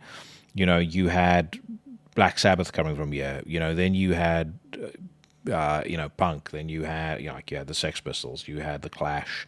Then you had Motorhead. Then you had Venom. In the meantime, you had the whole new wave post-punk movement, in many ways birthed here with Depeche Mode, Killing Joke, Sisters of Mercy, bands like that, The Cult. There's just been so much great stuff over the years. In extreme music, you had Napalm Death, you had Bolt Thrower. I mean, Napalm Death in particular, where would extreme music of all varieties be without that band? And then for some reason, at some point, it's just like they decided to forget about everything that they had contributed to the world and kind of try and copy other countries. And I feel like over the last couple of years, there's been a move away from that, and I feel like the UK is starting to capture its own identity again. Cripple Black Phoenix being a great example. Now, by the way, speaking of capturing your identity, I have mentioned it many times, and I know a couple of folks reached out to me on social media to ask me. I did go and see The Prodigy this weekend, and it was fucking fantastic. One of the most intense and aggressive live shows, in spite of the fact that they're not metal, that I've ever seen in my entire life. And honestly, I will say that the metal scene as a whole, 80% of metal bands that I've ever seen play live would do well to go and watch a Prodigy show and learn about how a performance should look. A physically active, engaging performance where the crowd is constantly kind of drawn into the show, and very up for it. The crowd, I mean, aside from the smelly, sweaty little cunts that were, in front of me and annoying me all night, for the most part, were fantastic. I mean, the amount of racket that they made, I don't think I've ever heard a crowd popping louder than I did for that band. And I'm talking like Slayer, Rammstein. I've been to UFC fights. I've been to WWE. I've been to like a lot of different live shows where you would expect the crowd to be raucous, But I've not heard anything like I heard when Prodigy came on stage. I mean, when they did Smack My Bitch Up, it was absolutely fucking insane. I really like the lights and everything like that as well. So, yeah. For anyone who asked and wanted to know, Prodigy were great. If they do end up coming to your city at any point, do yourself a favor and go see them. I don't give a shit if the only music you listen to are the first 2 Burzum records. You will be impressed. I cannot see how anyone can watch it and not be impressed. All right, next up, Combi Christ heads off single premieres. So speaking of bands that were influenced by Prodigy, Combi Christ almost certainly were. Back in the old days, before they decided to become a just bog-standard guitar-orientated industrial band and therefore become boring as all get out. I do really, really like the first couple of Combi Christ records. In particular, What the Fuck Is Wrong With You People, I think is an absolutely phenomenal album. And it's been a shame that they've thrown away something that was so unique. You know, I remember seeing them live the first couple of times where they had 2 drummers on stage, and you know, then they had kind of the the beats and all of the techno stuff kind of going over it, and it was awesome. It was like nothing else I'd ever seen before. They pulled it off really, really well. And then, like I said, these last couple of records, there's just been a pile of unlistenable shit as far as I'm concerned. But let's see if they're worth giving another chance. So I've not heard Heads Off. I've actually not bothered listening to anything that they've put out in the last 2 or 3 years. So who knows? Maybe it's a return to form for a once great project.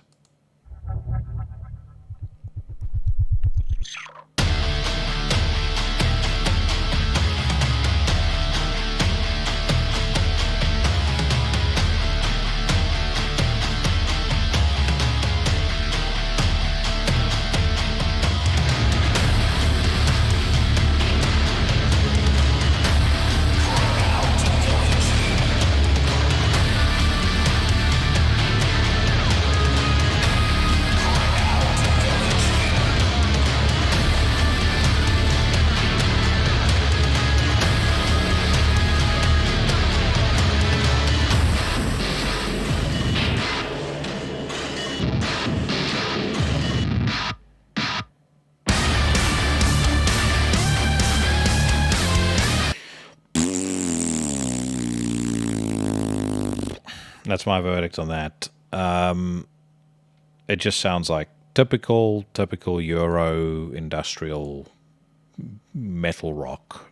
And like I said, it's a shame because, What the Fuck Is Wrong With You People? I think the record that they put out after that it had a song on it called All Pain Is Gone. Let's see what it was called, because it's going to bug me if I forget. Even the record they put out after that, which was kind of when they start. Okay, sorry, that album's called Today We Are All Demons. They came out in 2009. Then they put out another one where that transition to being a guitar-orientated band kind of began. It was called Making Monsters, but that actually was pretty cool too.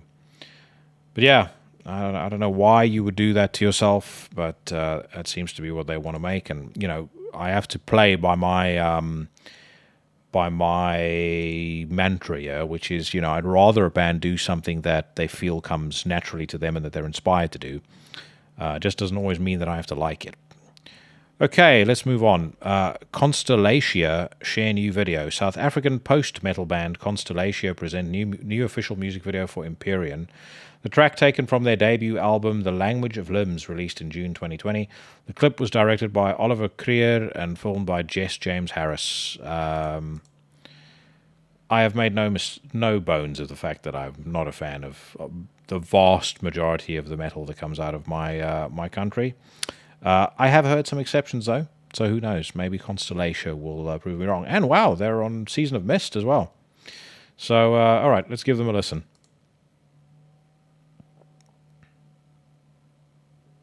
Maybe it wants to hurry the fuck up and get started.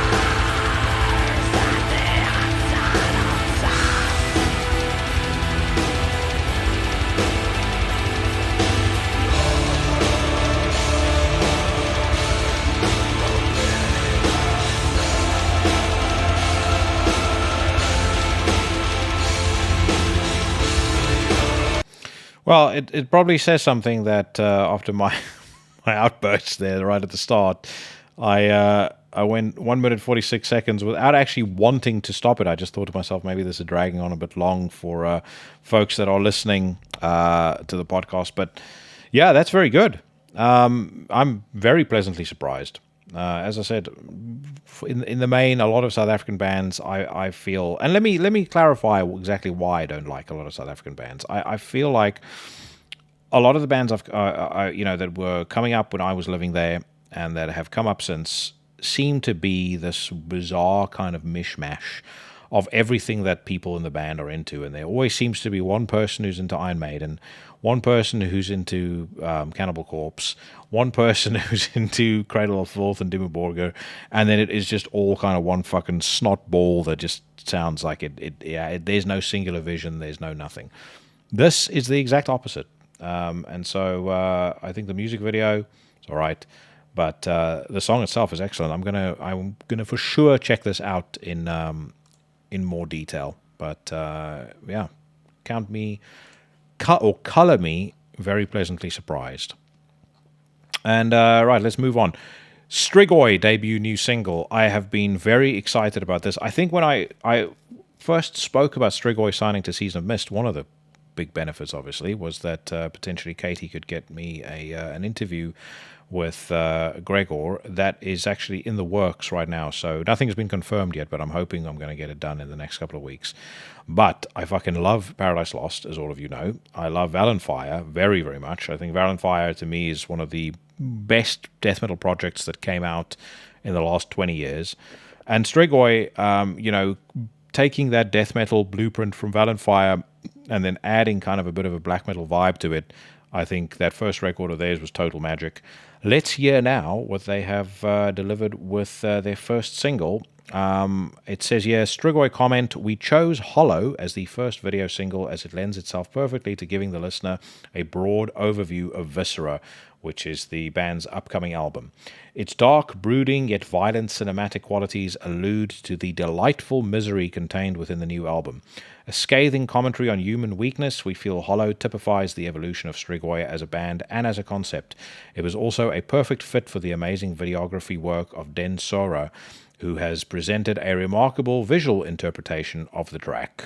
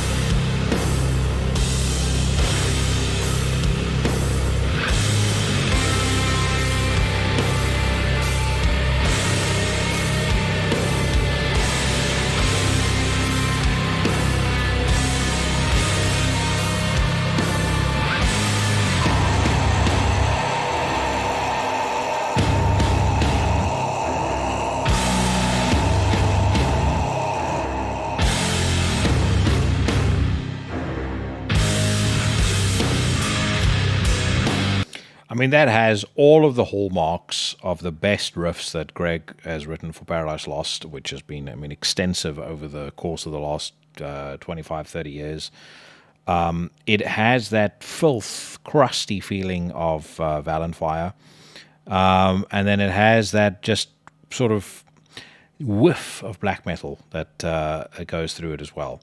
And then you've got Greg's, opening growl there that is just absolutely crushing. I mean, everything about that intro is just absolutely pummeling.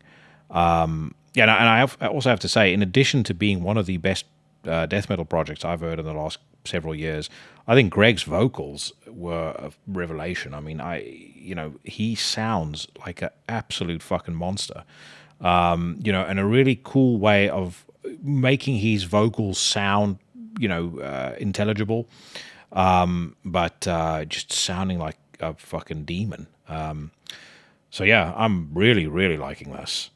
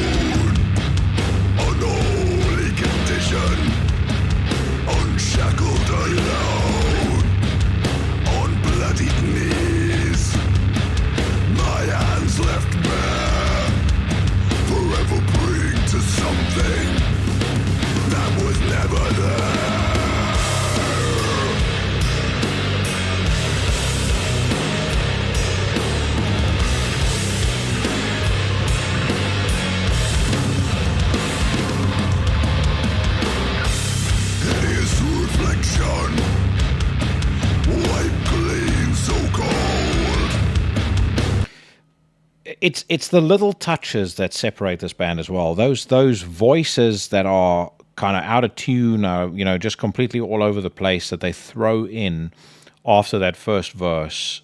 It just adds to that building up of tension, and that just that sort of unease, that uneasy atmosphere that they're looking to create. Just stunning stuff so far, and you can tell this is going to build up to something big.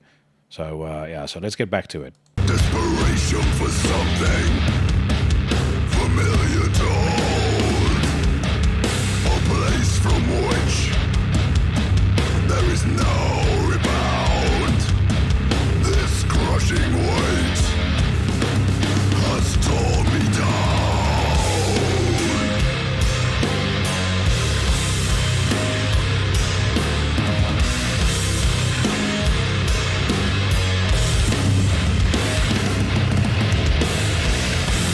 Wash away all our sins, if only to leave such sorrow. Our suffering only begins when we are completely alone. And there's that payoff. I mean, that is that's a master's hand at work, in my opinion. Absolutely fucking brilliant. I cannot wait to hear the rest of the record. Kudos to everyone in Strigoi. That is absolutely sensational. The antithesis of sensational, Slipknot have announced a new full-length album and have released a great new track called The Dying Song, in brackets, Time to Sing. I heard it. It's fucking terrible. Every single thing about this band since Iowa has been unlistenable shit. But this muck, to me, I don't know why it bugs me so much and why I find it so personally offensive, but I find it loathsome that people continue to talk about this band as though they are the trendsetters and the guys that are doing, incredibly exciting, innovative stuff. I saw somebody write on their, and again, the slobbering nitwits that listen to them, or that worship their every move, are of course going to comment this kind of thing. But when people start to go on about how technical the drumming is, it's the most technical drumming I've ever heard. It's like, you just go, Jesus Christ, man! I can play you about 60 fucking bands, or I can name you 60 bands in the space of 5 minutes that will wipe the floor with the technicality of this band, wipe the floor with their songwriting. But then again, I go, why work yourself up? Slipknot's not music, dedicated or focused on people like you or aimed at people like you. So who gives a shit? But new Slipknot is not for me, and I dare say for 95% of you, it will not be for you either. Psychroptic, a Fool's Errand single unleashed. As part of their next full-length installment, Divine Council Tech Death Metal Machine Psychroptic premiere the newest single called A Fool's Errand. Divine Council drops via August 5th via Prosthetic Records. I've heard the whole album. It's very good, and that is why I wanted Jason Pepiat on the podcast. I'm not going to bother listening to that song right now because I'll play it next week, but that conversation with Jason was excellent. Really, really fun. Really cool dude. And if you like Psychroptic and you're interested in Australian metal generally, it is for sure an episode you're not going to want to miss. Abhor detail new full-length. Iron Bonehead Productions announces September 23rd as the international release date for the 8th album of Italy's Abhor, Sex, Ceremonia Daemonis Antichristi, on CD, vinyl, LP, and cassette tape formats. For a preview, give a spin to the track Evil Mentor. In nomine de nostris Satanas Luciferi excelsi. In the name of Satan, ruler of the earth, king of the world, I command the forces of darkness bestow their infernal power upon us this night. Open wide the gates of hell, and come forth from the abyss. Greet us as your brothers, sisters, and friends.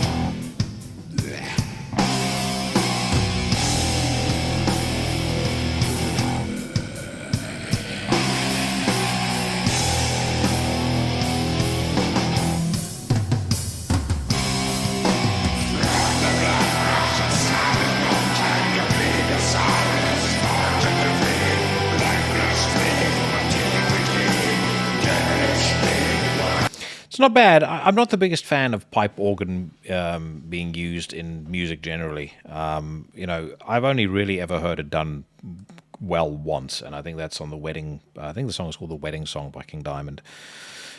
There, it's not too bad. The song isn't too bad either. I mean, is it something I'm gonna, jump up and down with excitement over? No. But like I said, not bad. Ken Mode are streaming new tunes. Null, the Ken Mode's brand new oral abrasion, is ready to be released on September the 23rd via Artifact Records. The 8-piece music effort was produced and recorded by Andrew Schneider and mastered by Carl Saff. Shame that they are not on Season of Mist anymore. I loved that last Ken Mode record, and I absolutely adored the previous one as well. I thought they were both outstanding. So, let us give this one a quick spin. This song is called But They Respect My Tactics.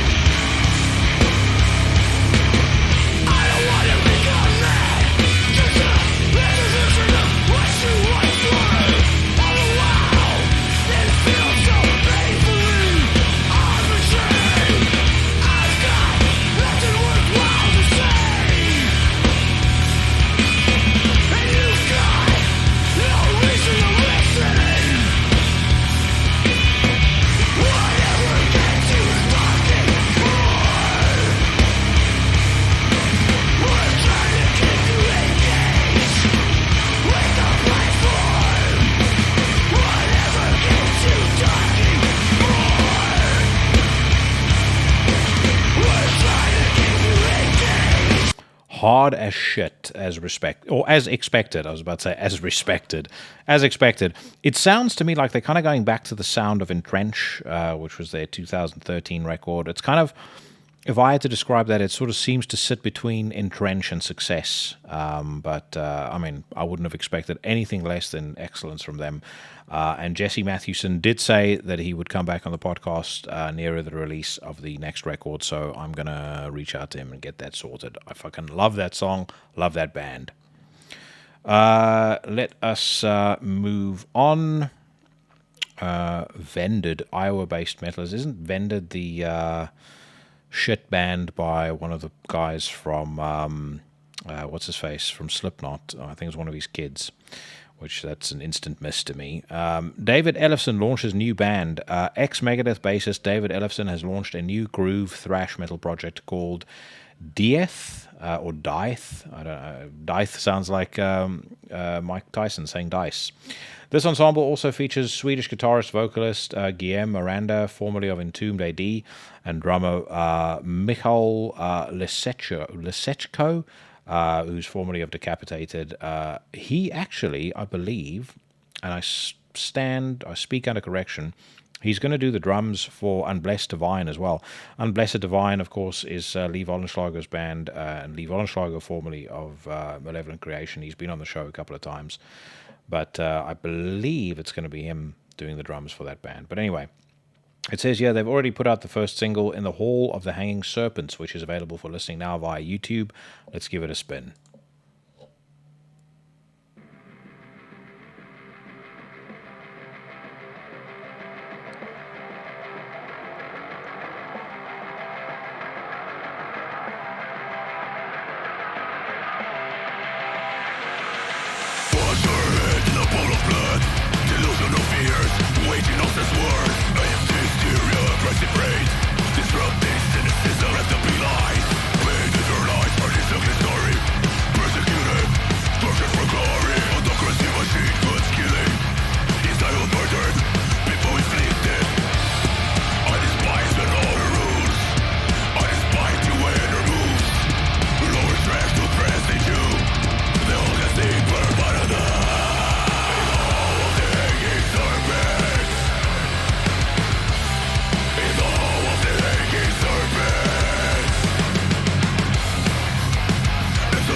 That's not bad.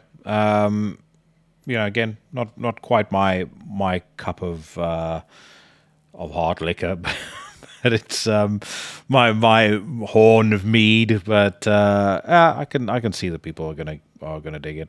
When they were flashing the lights, and the singer appeared with shirt and then sans shirt, I was thinking they might be flashing the lights, and then the next thing you know, David is there with cock in hand. But anyway, Obituary re-recorded versions of first two albums online. I didn't know that they were re-recording these two, and I didn't know that they were putting them out either. It seems like, so Earache are releasing the two re-recordings. I've not heard anything about this yet. So curious to hear what this ends up sounding like. It seems like they've got trailers here for the both of them, so let's give the Cause of Death trailer a quick listen and hear what this re-recording sounds like. Sorry, scratch that. They don't have re-recordings, they got the full albums. So let's get my favorite Obituary song up here, and then let's hear what that sounds like. I say favorite, but then I see stuff that looks so fucking cool. I'm like, don't want to change anything. Okay, let's listen to Memories Remain.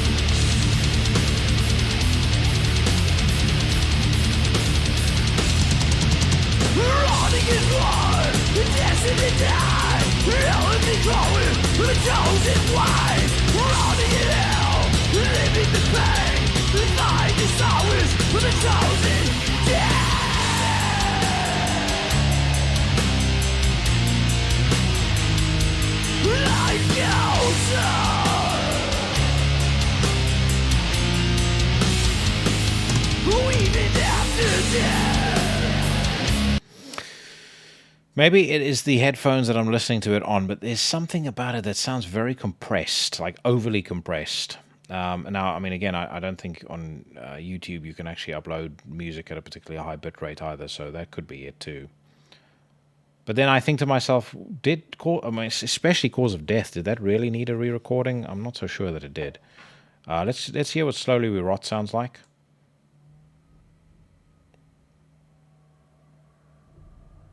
And actually, I'm not going to listen to the first song. Let's jump to Intoxicated and let's hear what that sounds like.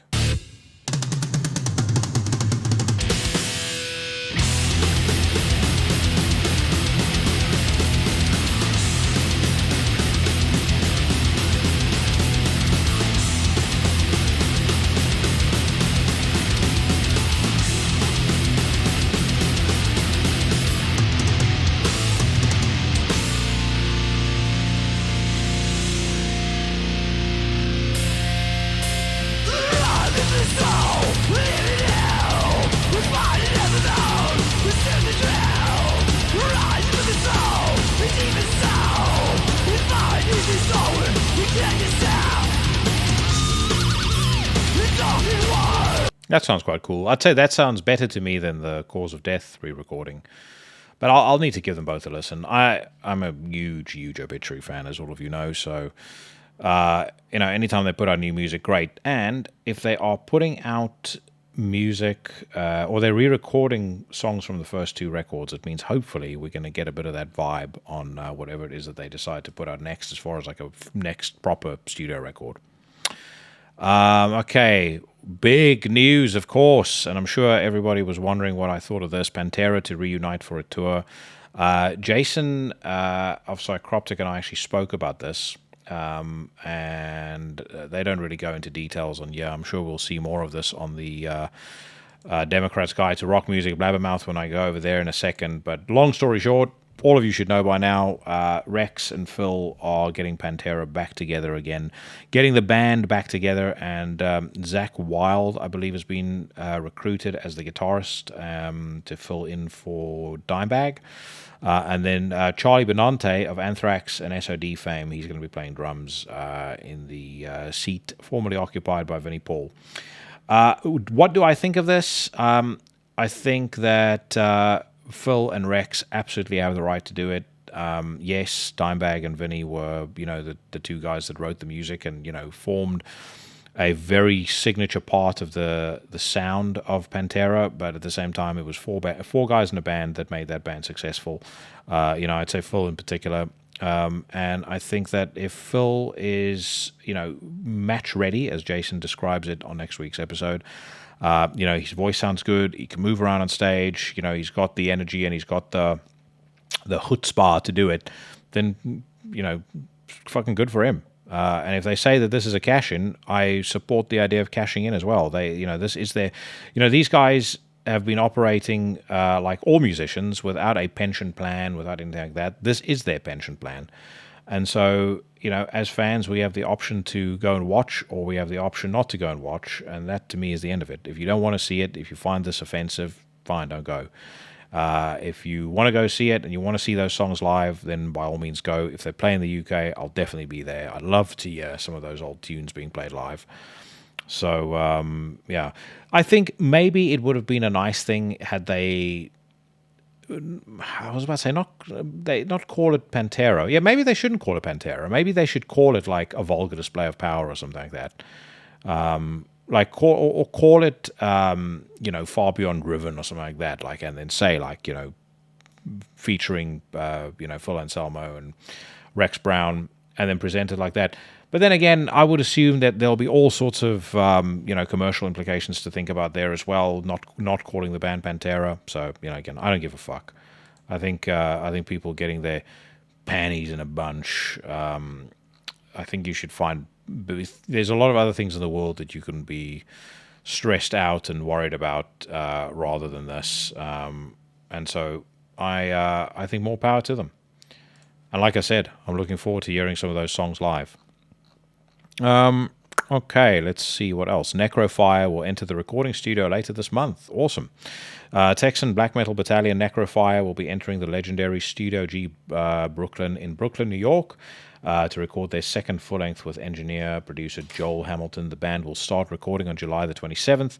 The band will follow up, the album will follow the band's debut record, Prophecies of Eternal Darkness, which was released in October of 2021, received a very positive review on Year, and of course Christian of Necrofire is a man's man who's been on the podcast multiple times, and no doubt will be on the podcast again at some point down the road. All right, let's jump over to Blabbermouth and see what's on there. Corey Taylor shoots down rumor Slipknot is calling it quits after the End So Far album. A seismic shift in music, no doubt. Ted Nugent, I'm not in the Rock and Roll Hall of Fame because of my politics. He's probably correct, but like I said before, I have no idea why anybody continues to give two shits about a garbage institution like the Rock and Roll Hall of Fame. Pop star Demi Lovato wears Voivod shirt while signing copies of her new album. Again, inexplicably, I saw a load of people on social media get all excited about how big a deal it was for Nita Strauss to go and play guitar for her. She is a woman who is very clearly mentally unwell and deserves to be in some form of intense psychiatric care as opposed to going out on tour playing music. Nile has 10 songs written for next studio album. Excited about that for sure. It says here, Carl Sanders, the driving force behind South Carolina's Egyptian-themed death metal titans Nile, has confirmed that he and his bandmates are working on a new album. So far, we've got 10 songs written, he told Greg Prato of Guitar World. We're probably going to do 3 more and hopefully start recording by the end of the summer. Then we've got a European tour coming up in November, December, and after that, we've got to finish the record and hopefully get it out sometime early next year. Earlier this month, Nile announced the departure of bassist vocalist Brad Paris on July 1st. Nile said in a statement, Brad has been an exemplary band member of Nile since 2015, conducting himself at all times with professionalism and integrity, blah, blah, blah. We don't have to go through all of that. But I'm trying to think what else. Oh, actually, no, sorry. I got slightly distracted there. I was just looking to see whether or not they've announced Brad's replacement yet, but it doesn't seem that they have. Like I said before, the man to put into that spot is Steve Tucker. I think if he does it, it would be absolutely huge, and I think he will add to the band massively. Ex-Wasp guitarist Chris Holmes, the doctor told me that the cancer is gone. Very glad to hear that. That documentary of his that you can see on Amazon Prime was pretty good. And you do feel for the guy. He's somebody who's maybe reckless decision-making and reckless lifestyle when he was younger, caught up to him. And he's trying his best to control what he can and make a go of it on his own. And some of those songs don't sound too bad. I mean, they're not great, but they don't sound terrible. But either way, I'm glad that he's well, and hopefully the cancer really is gone. Next one, should Phil Anselmo and Rex Brown tour under the name Pantera? Accepts Wolf Hoffman pays in. Weighs in. Sorry. Asked if he was a fan of Dimebag's playing. Wolf said, no, I wasn't so much into that kind of no. Talk about a possible... Okay, so he says, he continued, at the end of the day, it's all about the pull that the name has, I guess. If they were to call it something else, then maybe it would sell less tickets. I kind of said that earlier. So that's the motivating factor. I don't think anybody means any harm by anything. I think they're just doing it to sell more tickets and to get more publicity that way, and that's, I guess, in a way, legit. Yeah, like I said, I don't see any issue with it. Watch Pro shot video of Metallica performing Whiplash at Portugal's NOS Alive festival. I watched that. It is fucking excellent, I have to say. I've thrown my fair share of shade at some of the stuff Metallica have done or put out or recorded. But one of the things that I think has been a really interesting and actually quite inspiring story to behold play out in public has been James going from somebody who very publicly in Brazil, made it known that he was, going through some tough times personally, was doubting himself, wasn't sure whether he still had what it took to cut the mustard, so to speak. And he has if you watch these videos that they've been releasing of them playing live on this current tour, I would say he has over the course of 10, 20 shows, he has really regained his confidence. And I think he's sounding better than, I've heard him sound since maybe the early 2000s, maybe even the mid 90s. On this version of Whiplash, if you go onto the Metallica channel, you'll see what I mean. He's kind of tailoring some of the vocal lines to what how his voice sounds now and what his strengths are now, and I think that works extremely well. So like I've said a couple of weeks ago, I don't know why on songs like Ride the Lightning or Metal Militia or some of those old songs, he doesn't just tone down those higher pitched sequences which just don't work for him anymore. And as you get older and then balls drop lower, they do become more difficult to pull off. Just ditch that shit, rewrite the vocal line to work with your voice, as he's done, and it sounds fucking great. So, like I said, I really like the young man in me, the teenager who had a life-size Metallica poster up on his wall and worshipped that band, will always root for them, no matter what happens. I might not like their new music. I might mentally have prepared myself for disappointment anytime they release anything new. I might cringe every single time I hear Lords of Summer. But it doesn't matter because that band was hugely influential over me. And like I said, I will always root for every single person in the band. And I'll tell you another thing. You can see it when they're on stage. Like every single person in the band is feeding off of those positive vibes coming from James as well. Like I don't think I've ever seen Metallica enjoy themselves on stage that much, again, since the mid-90s, early 90s even. Everyone in the band seems to be, having a fucking blast. Even Lars sounds good. They did there's a video that they posted on their channel for One, which was also recorded maybe 3-4 weeks ago. And like I said, even Lars's drums sound great. Like I was looking to see whether there's, backing tracks or, whether he's playing to a trigger of some sort, but didn't seem to, or nothing. It didn't seem to give anything away. And like I said, I thought he sounded fucking great. So kudos to them, and great to see James in a much better place. At least as an outside observer, he really, really seems to have got the wind back in his sails again. All right, heavy metal loving cartoon characters Beavis and Butthead, 9-minute preview of new Paramount Plus animated series. I threw all kinds of shade at Beavis and Butthead when they announced that movie coming out. I am going to put my hand up and say I was wrong. I watched the movie. I watched it because of a recommendation by Chris Stuckman, who, if you watch Chris Stuckman's YouTube channel, he reviews movies and stuff like that. Very knowledgeable guy. Does great reviews. He actually strongly recommended the movie.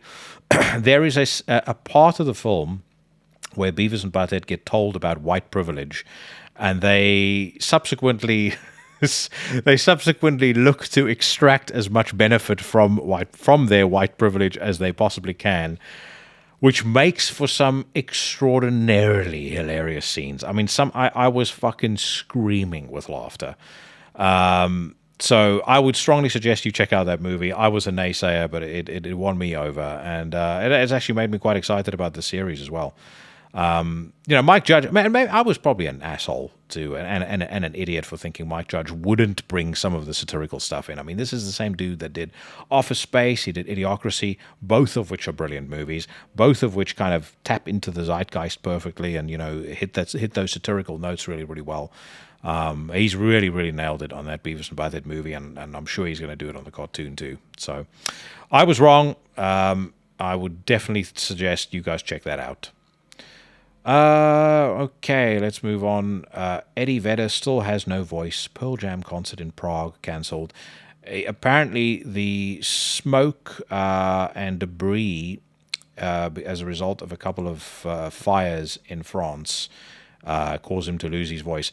So I wanted to throw this idea out there.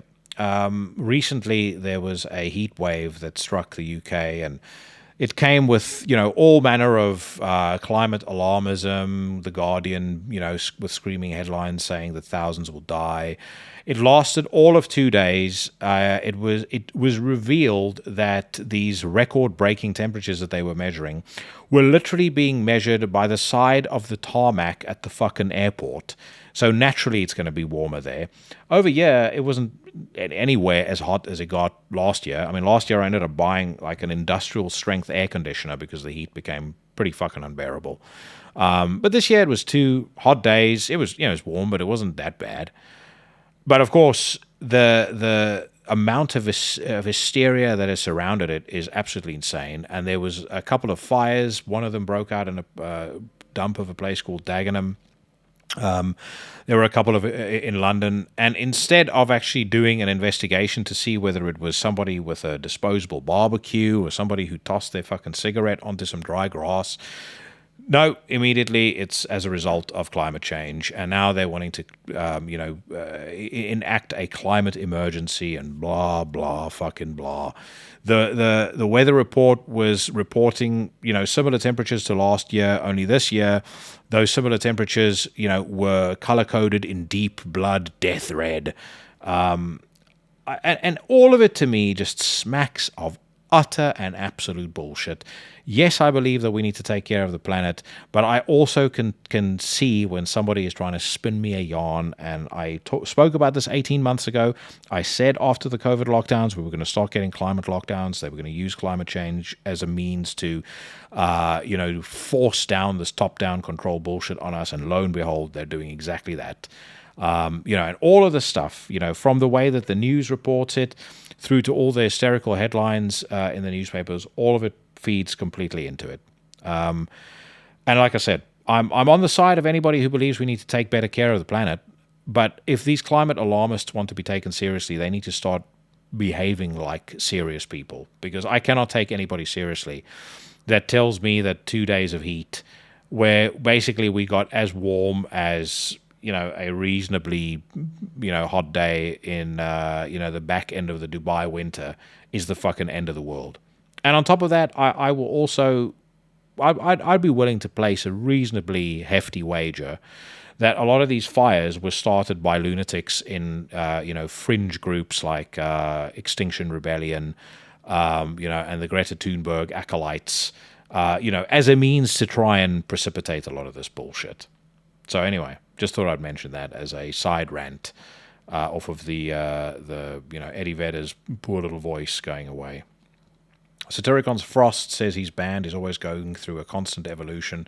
That last Satyricon record that they released as part of the that art installation, absolutely dreadful. A truly unlistenable shit, in my opinion. And I suspect that when they release their next proper record, it's going to sound like unlistenable shit as well. Tim Ripper Owens recruits Jamie Jasta to produce new studio album. Jasta actually dropped the trailer for that not too long ago, and it's fucking cool. Okay, actually, here it is. So the Ripper album teaser, I'll let you guys listen and tell me what you think, but I was very pleasantly surprised by what I heard.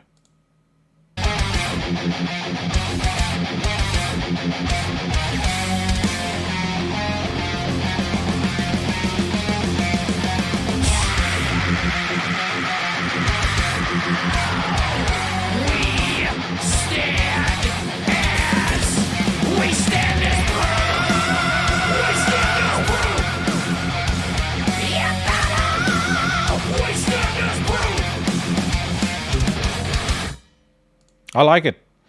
I'm not the world's biggest power metal fan, but I think that sounds fucking cool. And I like the fact that, Jamie is reaching out to all of these older folks and, doing new records with them. I know that he wants to. I really hope that he does something with Blackie Lawless at some point, because musically, that man has lost his way, on the stuff that he's putting out. And we need to see Blackie at his best. He needs to get out of that striper crowd and back into the, Sunset Strip 1983 crowd, the degenerates, because that's where he sounded at his absolute best. Folks, I don't really think there's anything else much here that's standing out. Slipknot's Corey Taylor says, I'm tired of the idiocy in this world.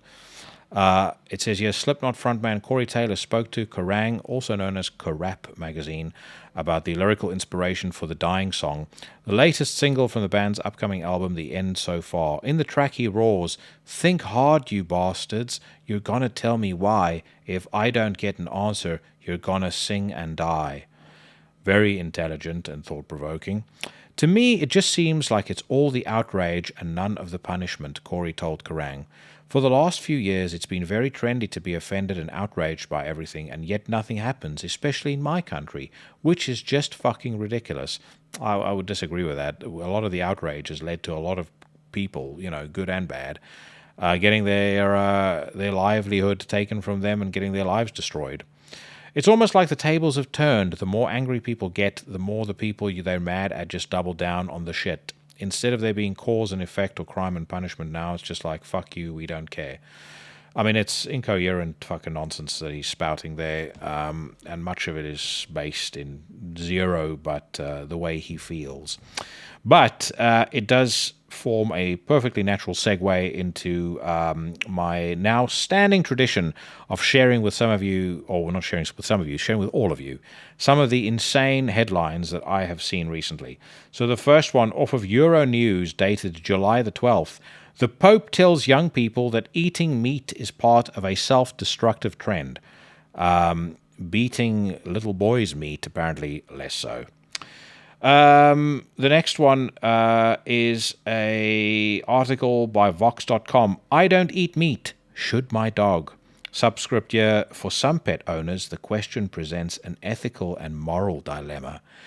Because an animal designed to be carnivorous and live off a animal-based diet, apparently all of that is just lies. Prince Harry says COVID climate change left him feeling battered and helpless after a painful year in a painful decade, while revealing how fatherhood has made campaigning more important to him. He also said in this speech, I think it was to the UN, that the rollback of Roe v. Wade is a continued assault on democracy and people's freedoms. This came from the same stupid, entitled, spoiled little prick that said that freedom of speech in America is just bonkers. Shut the fuck up, you irrelevant little turd.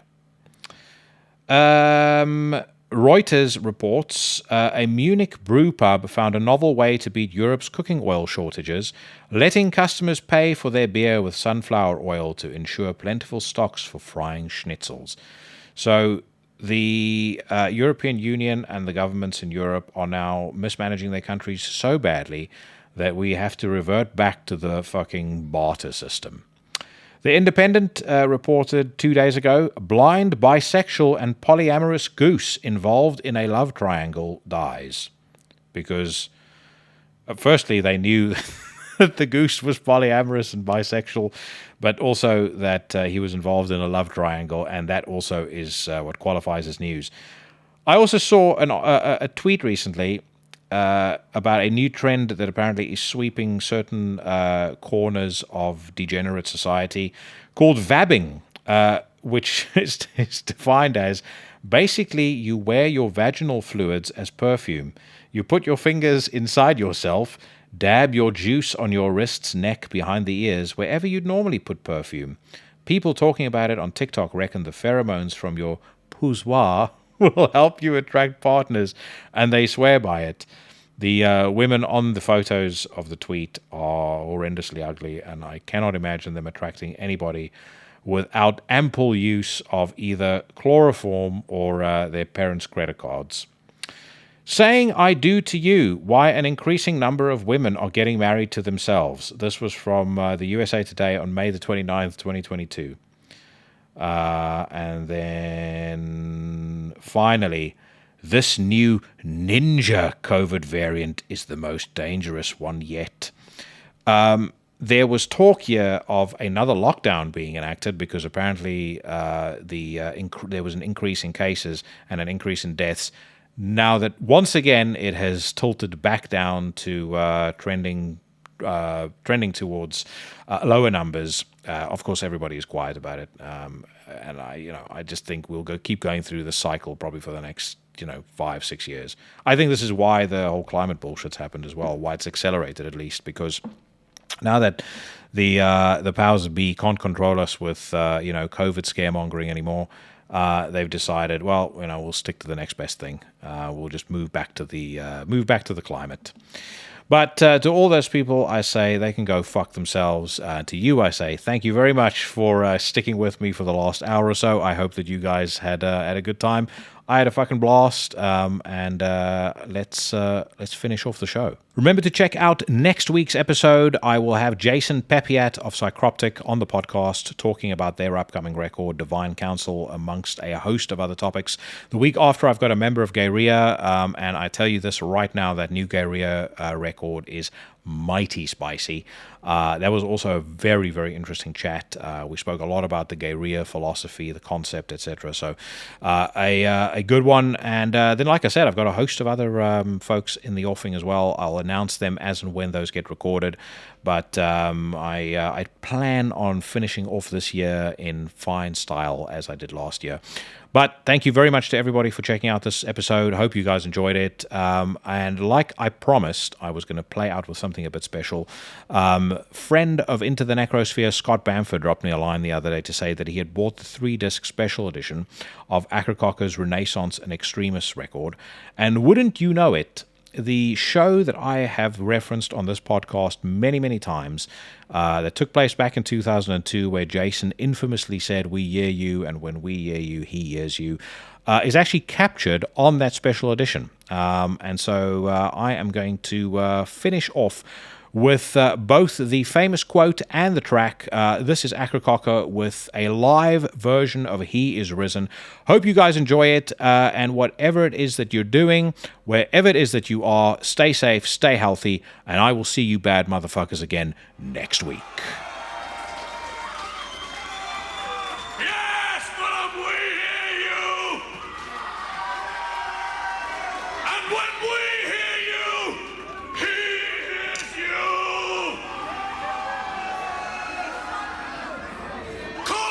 Brothers, call it with me, sister!